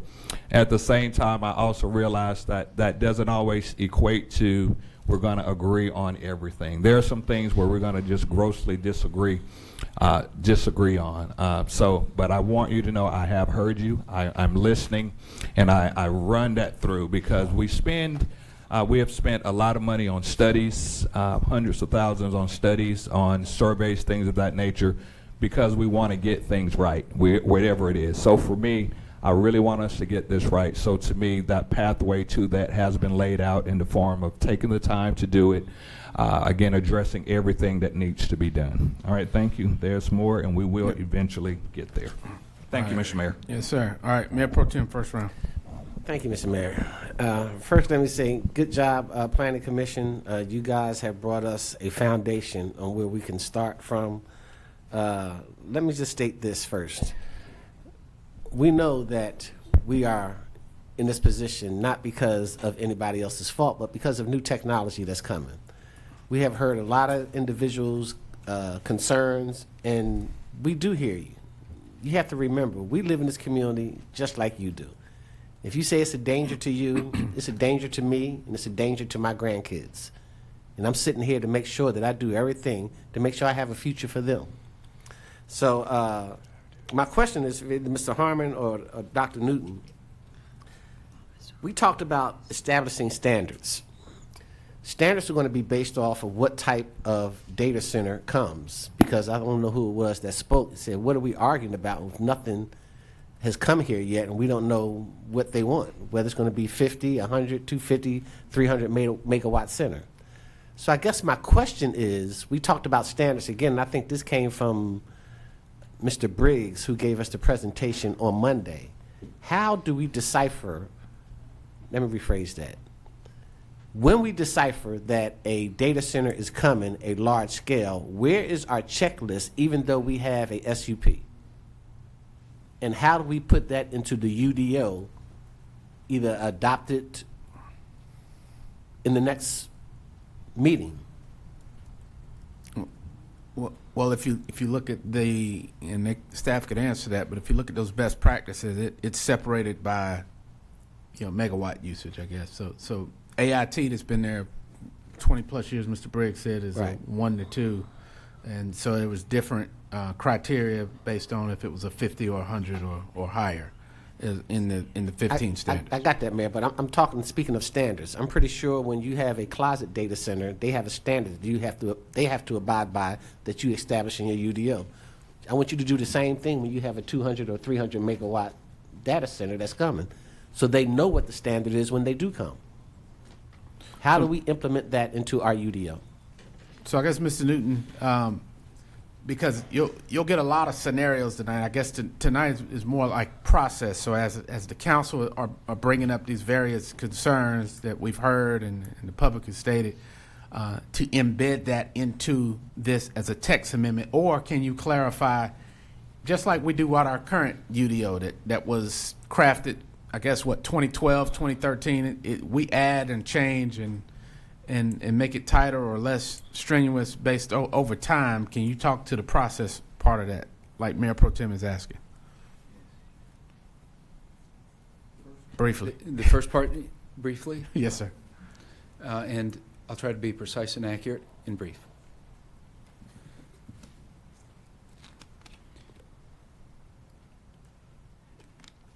New technology is requiring new standards. We have learned that the Senate bill that has been referred to as the one that maybe we can just rely on, that's for 100 megawatts. That's too large. That's the only one that they're looking to regulate. So we would need to come back and look at other standards that have exactly thresholds and types. That is something that would need to be addressed in here. We haven't even talked about the transmission infrastructure. Right. There's an acknowledgement that the utility corridors would need to be established. We cannot rely on the network that currently exists. It's not adequate. And there's been no discussion of that. The process is to go back to this point. The process that we're currently in is holding that public hearing, looking at honestly receiving the feedback from everybody, considering it, and then determining what course of action you want to take. There is nothing that requires you to take action tonight. You can decide when you want this to be determined. You can set, these are the things. And you heard one of your council members suggest something that could actually be used and looked at that would establish some of those items. Not all of these are going to be tied to development or zoning or the UDO. Some of them are going to be in other ordinances of the city, such as the noise ordinance. There's others that will come in as development agreements that are outside of the parameters. And then on top of that, we have to also, process-wise, stay in tune with what the standards are that the state continues to pass statutes that have impacts on what local government can and can't regulate. That's all process. That's all things that we have to keep our eyes on and keep moving on. Can I follow up with that, Mr. Mayor? Because I want to use the example of you guys going to Loudoun County. How do you guys have, how did they come up with their standards for the different types of data centers that they have, and did they already have it in their UDO? Do they do it by SUP? They could, now Andy spent a lot more time getting into which we definitely need to hear from him because he played a significant role up there. But some of the 15 that their vice chairman recommended, they adopted a portion of that, but Andy could probably speak to some of the high-level stuff. But I think there is a process now as to where instead of it automatically fitting into light industrial or office, that it triggers them to come before council because they have so many. And so that was. So every time they came to council and council reached before there was nothing. There was nothing Gotcha. that regulated. So Andy could probably speak more to that. Good. And Dr. Manziel. Yeah. Good evening, Council, Mayor Pro Tem, Andy Brayboy. To your point, Mayor Pro Tem and Mayor, in Loudoun County, they coined it as the Wild Wild West at the time. There was no regulation, so it was by right use for everything, and Loudoun County caught the wave of the data centers, and that's how they got their big growth. Dr. Newton and his team has worked extensively well on the text amendments that we have before you tonight, addressing a lot of those by right use issues in certain areas. Loudoun County is at a different point, of course, than where Fayetteville is at. Loudoun County is not Fayetteville. Our structure here would be much different. They're at the what we refer to as the mountaintop, looking back down. So they refer to that as it was time for them to diversify. That was their pivoting point from data centers because it was such a large piece of their portfolio for what they're doing in Loudoun County. And so to your point, Mayor Pro Tem, there was no regulation at the time for Loudoun County, so everything was allowed. Yeah. And to the point now, they've recently, I think as far as March of 2025, everything becomes before their elected body now. Got you. That's what I wanted to hear. That's right. Yeah. Thank you, Mr. Mayor. All right. Councilmember Hare. Well, thank you, Mayor. I want to go back to, okay, everybody left. I want to go back to my very, very beginning question, and I've heard a whole lot of conversation, but I haven't heard where we're going with this. I greatly appreciate what the planning department has presented tonight. I like it, okay? But my question was, council and staff and our legal team, from the email that I sent over the weekend to what I'm asking once again tonight, out of what we have heard from our work session, even my colleague to my right already spoke on it, from how are we going to connect those two? Are we going to receive the information from tonight with sending it back to staff? I think they're going to get there once everybody gets there. Okay, to adjust to not only the 5 points that we heard from our former legislator, the points that we received from the work session from Mr. Briggs and the other presenters. How are we going to bring those together in order for us to move forward? Now, that was my question. There hasn't been an answer yet, so I'm waiting on where are we going now from this, because that was what my concern was. I mean, you all got the email. You probably got it Sunday. I wanted to know about this, and tonight we'll still kind of right where we are, Mayor. So that's where I am. So Councilman Hare, good point. I think that the question has kind of been addressed in different phases.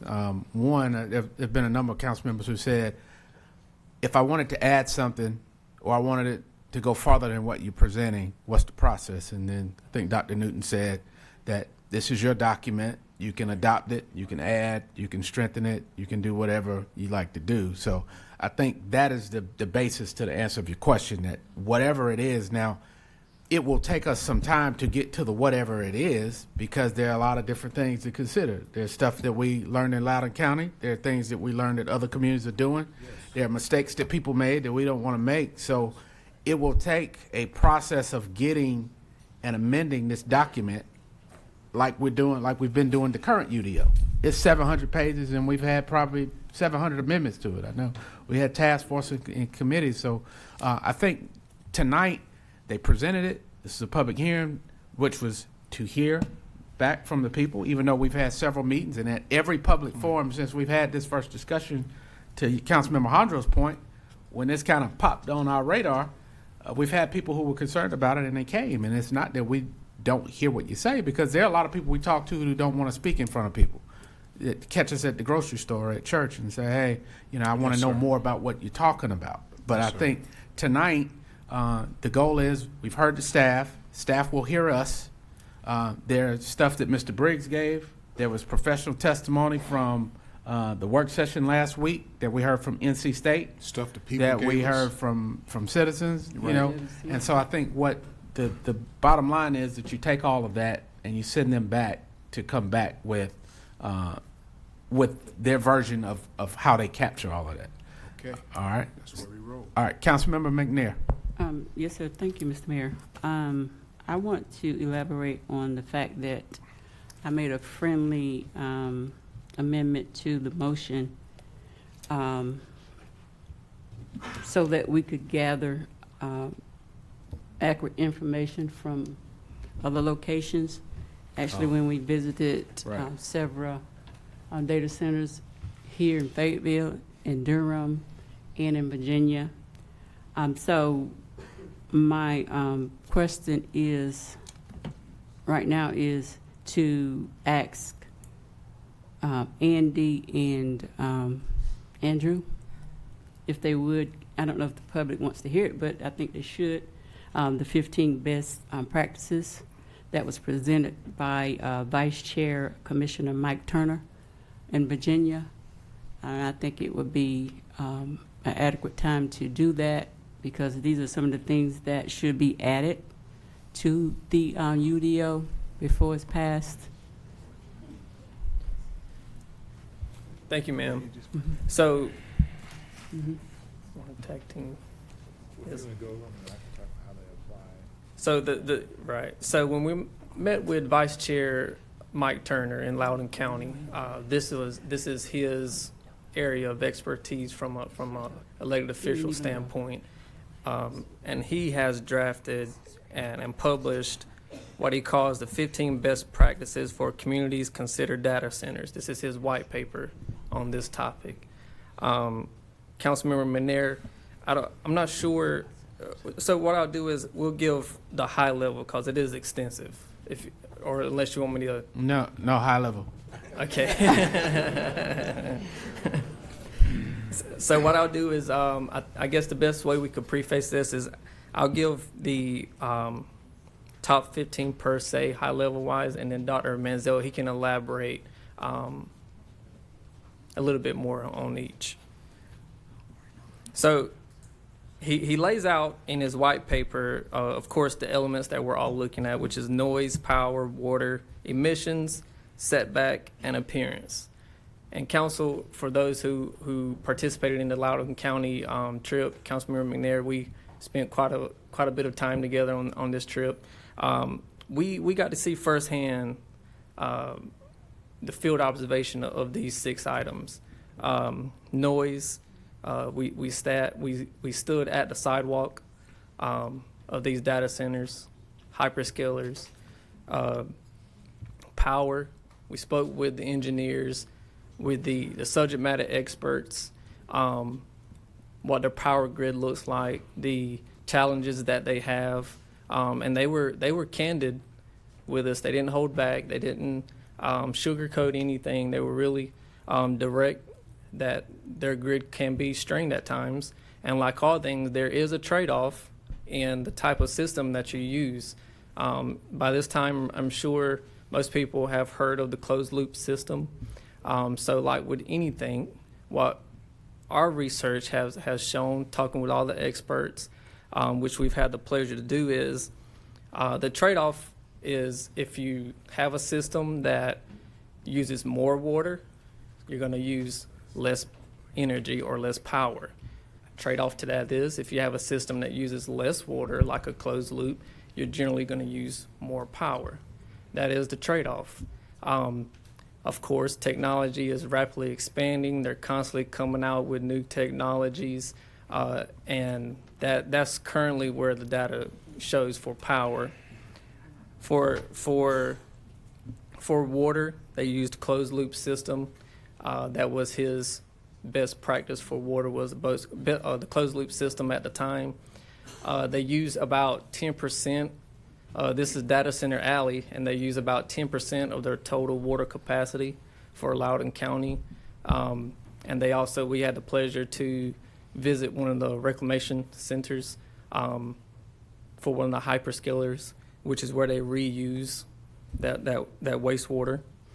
Emissions, their standard was the Tier 4 generators, which produced the least to almost no emissions.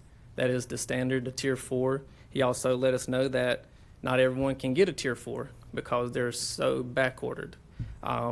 So if you cannot install or require a Tier 4 generator, you would look at something like a Tier 2 or a Tier 3 with what you would consider like a Cadillac converter for the emissions.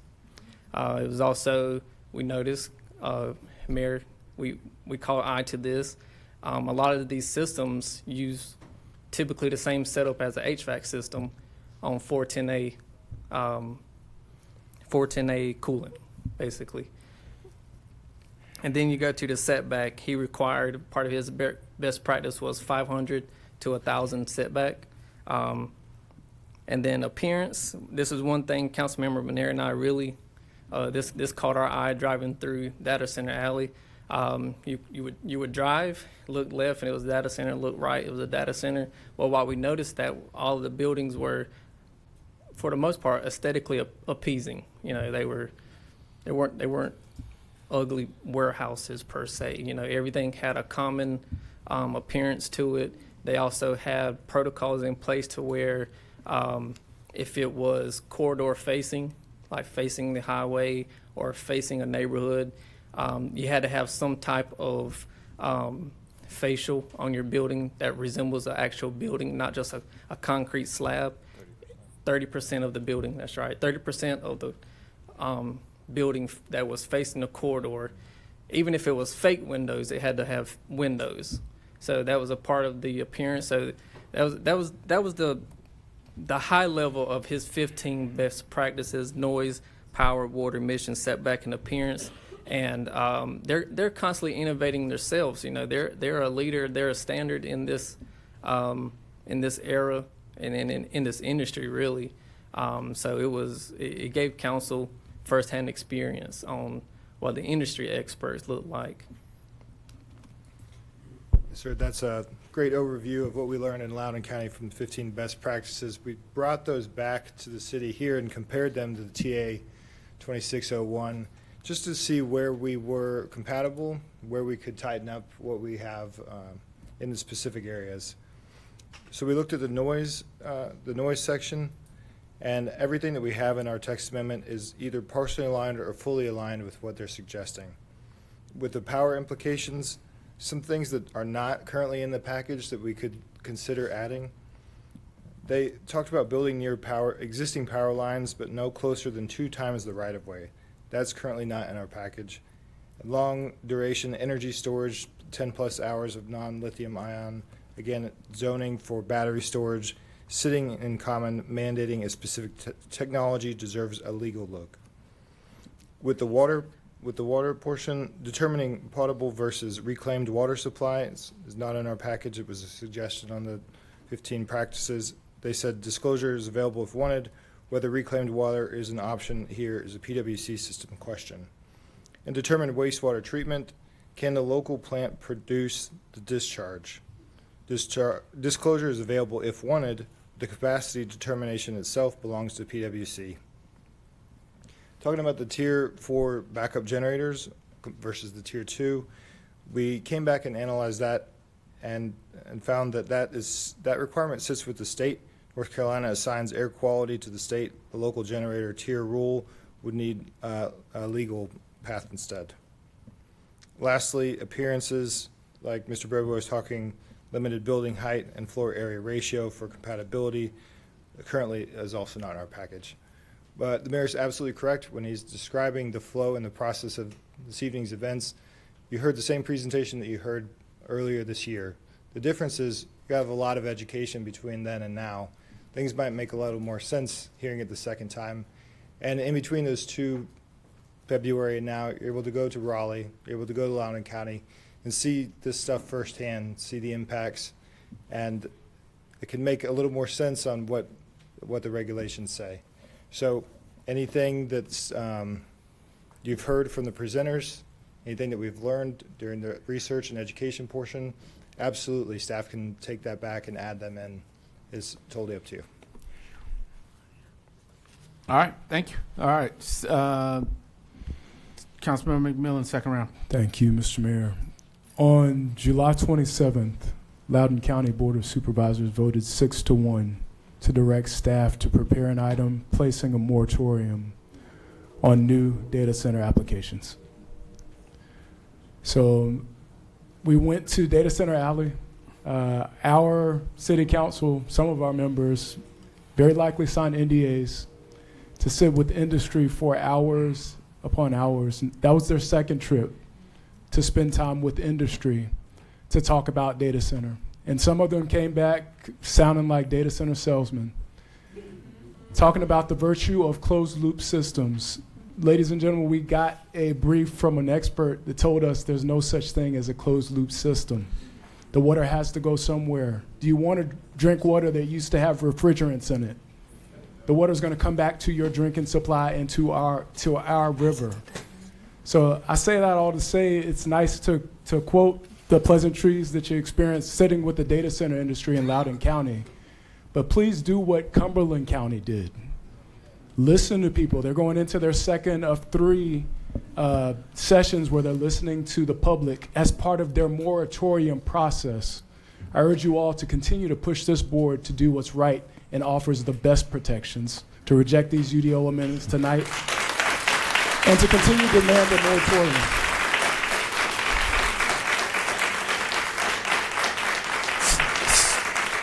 Thank you. Thank you. Thank you, council member. You know, you said in a lot there that I think was worthy. Here you are, critical of your colleagues making policy, and it didn't take one trip to learn anything about it. Not a single trip.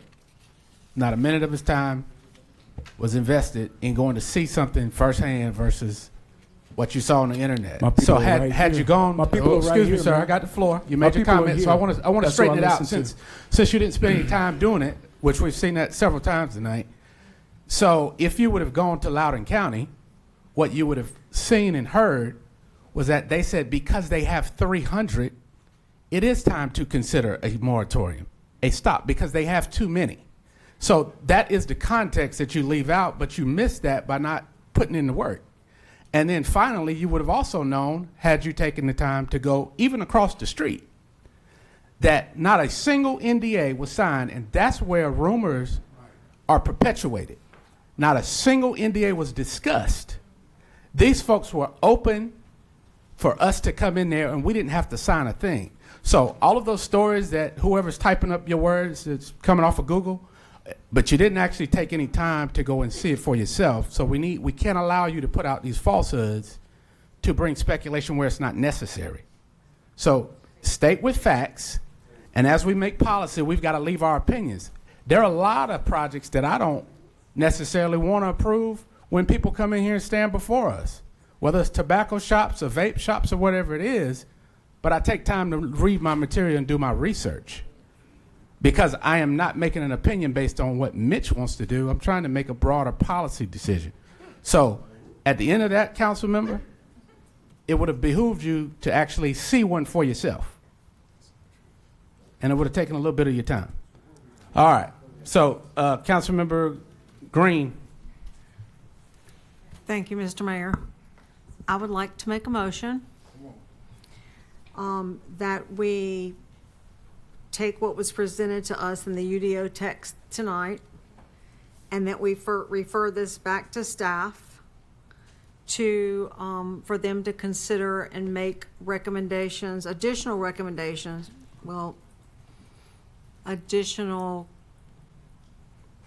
make additions. There we go. Make additions to that based on some of the things that we've heard and the concerns have been addressed in whatever form.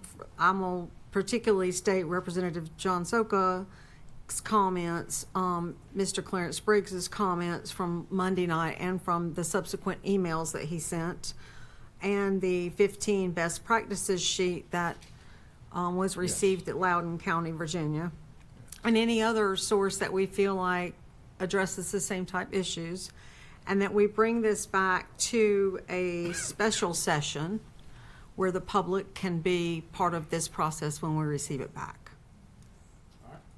All right. The motion by Councilmember Green, second by Hare. Yes, sir. All right. I saw you with your light on. That was Davis, because he had planned it. So you got to amend that, Madam Clerk. I'll fall on that sword. He beat it. Yeah, Davis. Yeah. To my colleague All right. in District 2. All right, Councilman Hondros, you have a question, discussion, or you vote? That's okay. All right. Are these votes or questions? Question, Mr. Mayor. All right. Mayor Pro Tem and then McMillan. Councilwoman Green, did you want to go over Soka's 5 points, or did you just want staff to go back and review the minutes of the tape and do it? I think it's fine. He was pretty precise in those 5, and I wrote them down. That's why I asked. I did too, and I'm sure staff can go back. If they don't, you and I Okay. both have them. All right. I'm Thank sure you. Jennifer has captured them in the meeting, in the minutes. All right, and Councilwoman Green, just for clarification, he kind of talked offline prior to that, because this is a lot of information for them to consolidate, that they have the 15 best practices, they have the presentation, they have Mr. Briggs, they have Zoka, and they have the concerns that they've heard. Did your motion leave room for a special meeting, perhaps, that in the scheduling? So I would like to put some specificity to when they return, but we don't have to have the exact date, but we need to ask them to come back at a certain time so that then we can clarify. I'm not sure what's realistic. Yeah. Does someone? So I guess Dr. Manziel, Dr. Newton, if I guess maybe you can give us an update, and we're not asking you to come back with the package because it's going to take time to go through each one of those things because you've got a lot of different things that may align and some may not align. I guess would this be more for Dr. Newton, Dr. Manziel? I know you were kind of leading the way. What do you think? A couple of weeks, beginning of the month or something of next month, maybe to give us an update and let us know, kind of. I think that sounds a little bit quick. Yeah. Maybe not. Well, but- we're asking them. That's what I'm. Exactly. Exactly. All right.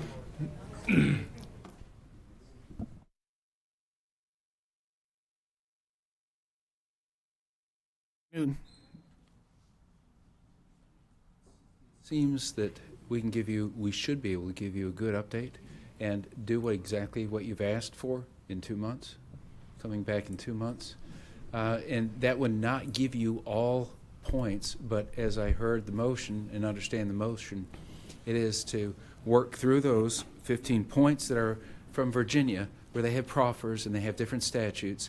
So we'd have to translate what that means. And then John Zoka, that you heard what him saying from 22 states and practices, best practices, folding that in. And then the third one on Briggs and what he has said, Clarence Briggs, in the presentation, as well as what the community has been asking for, that we can bring you that information back in about 2 months. And I heard special meeting when that would be. Yeah, we can determine the time. I guess something in the October time period. All right. So that sounds good. Is that you're amenable to that? Is that right? Hit your mic for me, Councilmember Green. I'm sorry. Sorry, I thought it was still on. I'll amend my motion to be a special meeting on or before the end of October. All right. So there's a motion by Councilmember Green. It was amended as reflected, seconded by Davis. You accept the friendly amendment? Yes, sir. All right. Discussion. Yes. Discussion on the motion. Martin, you had a question, comment? Thank you, Mayor. My question was, excuse me, water and power is something that we have not really heard a lot about. I would have thought and would have loved to have heard from PwC, because we're talking about a lot of He things was here. that You been with us tonight? He spoke on it for 3 minutes, and he generally said that we're always going to protect your water. I mean, I'm talking about in depth, because these are the ones that's going to control what we drink and our power. My question, Dr. Newton, is how does what the plan that PwC has for data centers, how will that affect the proposed UDO?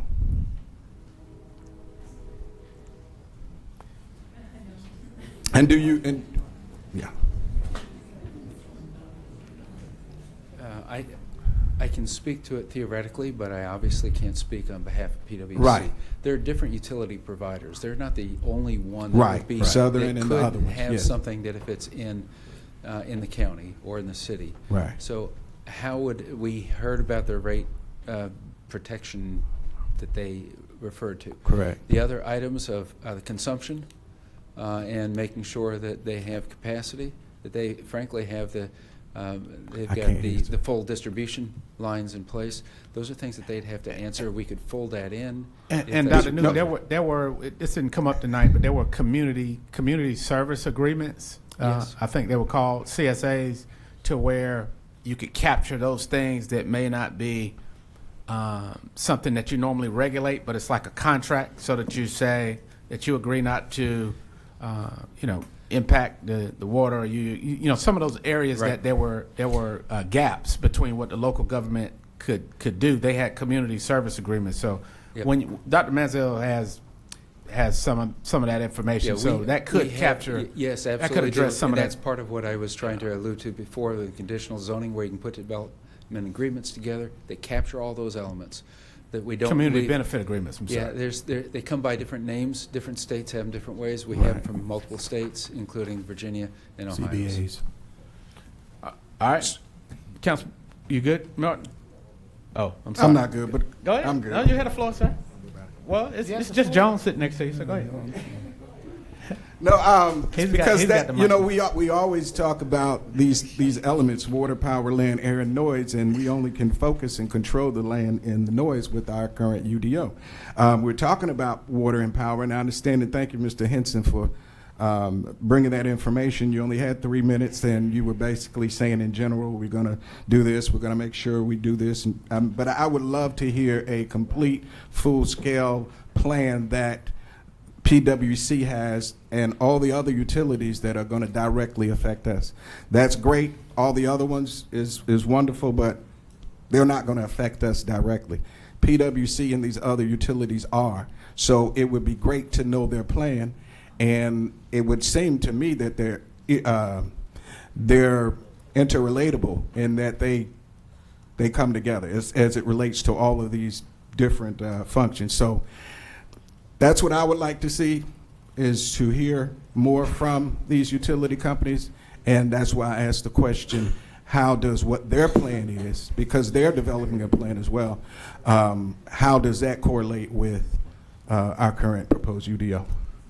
And Councilman Ferguson, good points. And they did give quite a bit of extensive conversation in Q&A last week. You had South River, you had PwC represented, as well as Yes, we had a North chance. Carolina DEQ. Right. We had a chance to ask questions, but they didn't give a presentation. Gotcha. All right. Councilmember Jones. Yes, sir. Thank you, Mr. Mayor. Just a quick question, Madam Attorney, just for a point of clarity, so that I can make sure I am still informing my constituents. When we take this vote tonight, for the next few months, we would still be without technically any protections. Yes, sir. Okay, and that's I'm in agreement that we do need to do everything we just said. I probably couldn't support the vote tonight just because I still feel we need some sort of protection. I am definitely for the aspects that need to be addressed. I know it sounds conflicting, but it's definitely not. Again, we will get to where we need to get to. Just for me, I think there was a pathway to that. Thank you. All right. Councilmember McMillan. Yeah, thank you, Mr. Mayor. Yeah, I cannot support supporting UDO amendments tonight, and I will vote in line with that conviction. Ask my colleagues to remember that how you vote is a standing record of your attention to the care of this community. And all of us will look at the vote for tonight and ask the question basically why many of you are not in support of a moratorium, but are in support of doing things that fall far short of the comprehensive process that this agrees with. I can't reconcile how you can say I'm so concerned that I need to define data centers, yet not do the very thing that allows you to comprehensively, as best you can, protect your community. Why does your concern stop short of a moratorium? I'll also say this. Only one member of this council who is pro data center is so deep in his conviction that he said to the press, we don't want a moratorium because it sends the message that we're closed for business. I need to hear from everybody else why you don't want a moratorium. The mayor said that openly, and I respect him at least for voicing his opinion. He's pro data center. I want to know why those other council members who will not support a moratorium will not say why they won't support a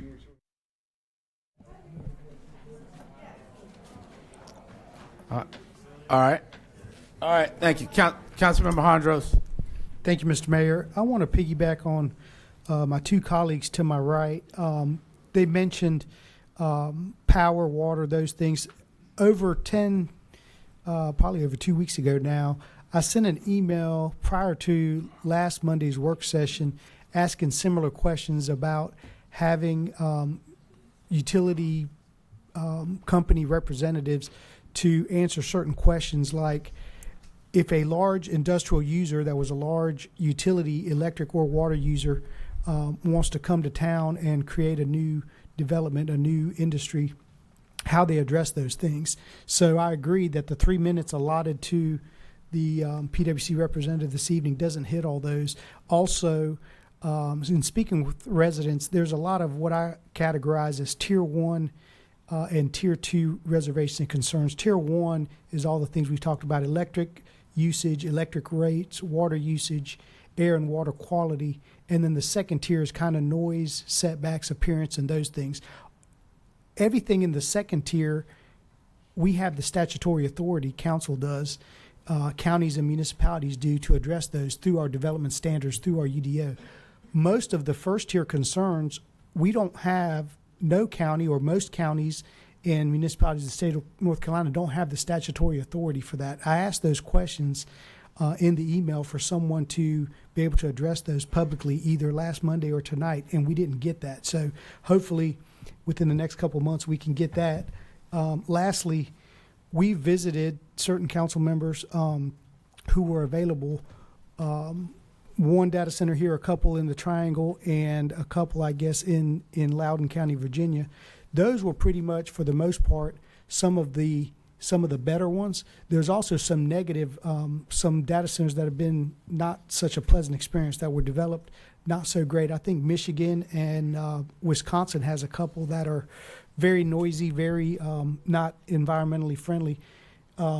And I mentioned that to the manager, I think to you, Mr. Mayor, and the Mayor Pro Tem. When can we go look at those? So we saw the best case scenario. I think it's prudent to go look at the worst case scenario so we can make sure as we're developing and firming up these standards, we do get it right. Thank you. All right. Thank you.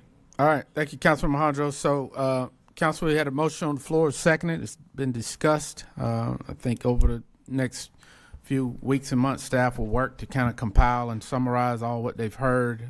Nothing precludes you from taking some time putting the work in and going to visit the good ones, the bad ones, the indifferent, the ones you agree or disagree. That's part of what we have to do. So, to your point, Councilman Hondros, I mean, that will have time to be done as we work to get it right. So, Council, with that, we'll call for the vote, and this is the Green-Davis motion.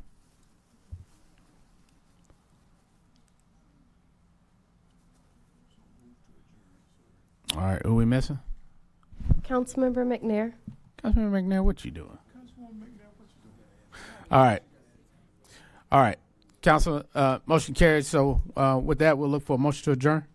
All right. Thank you.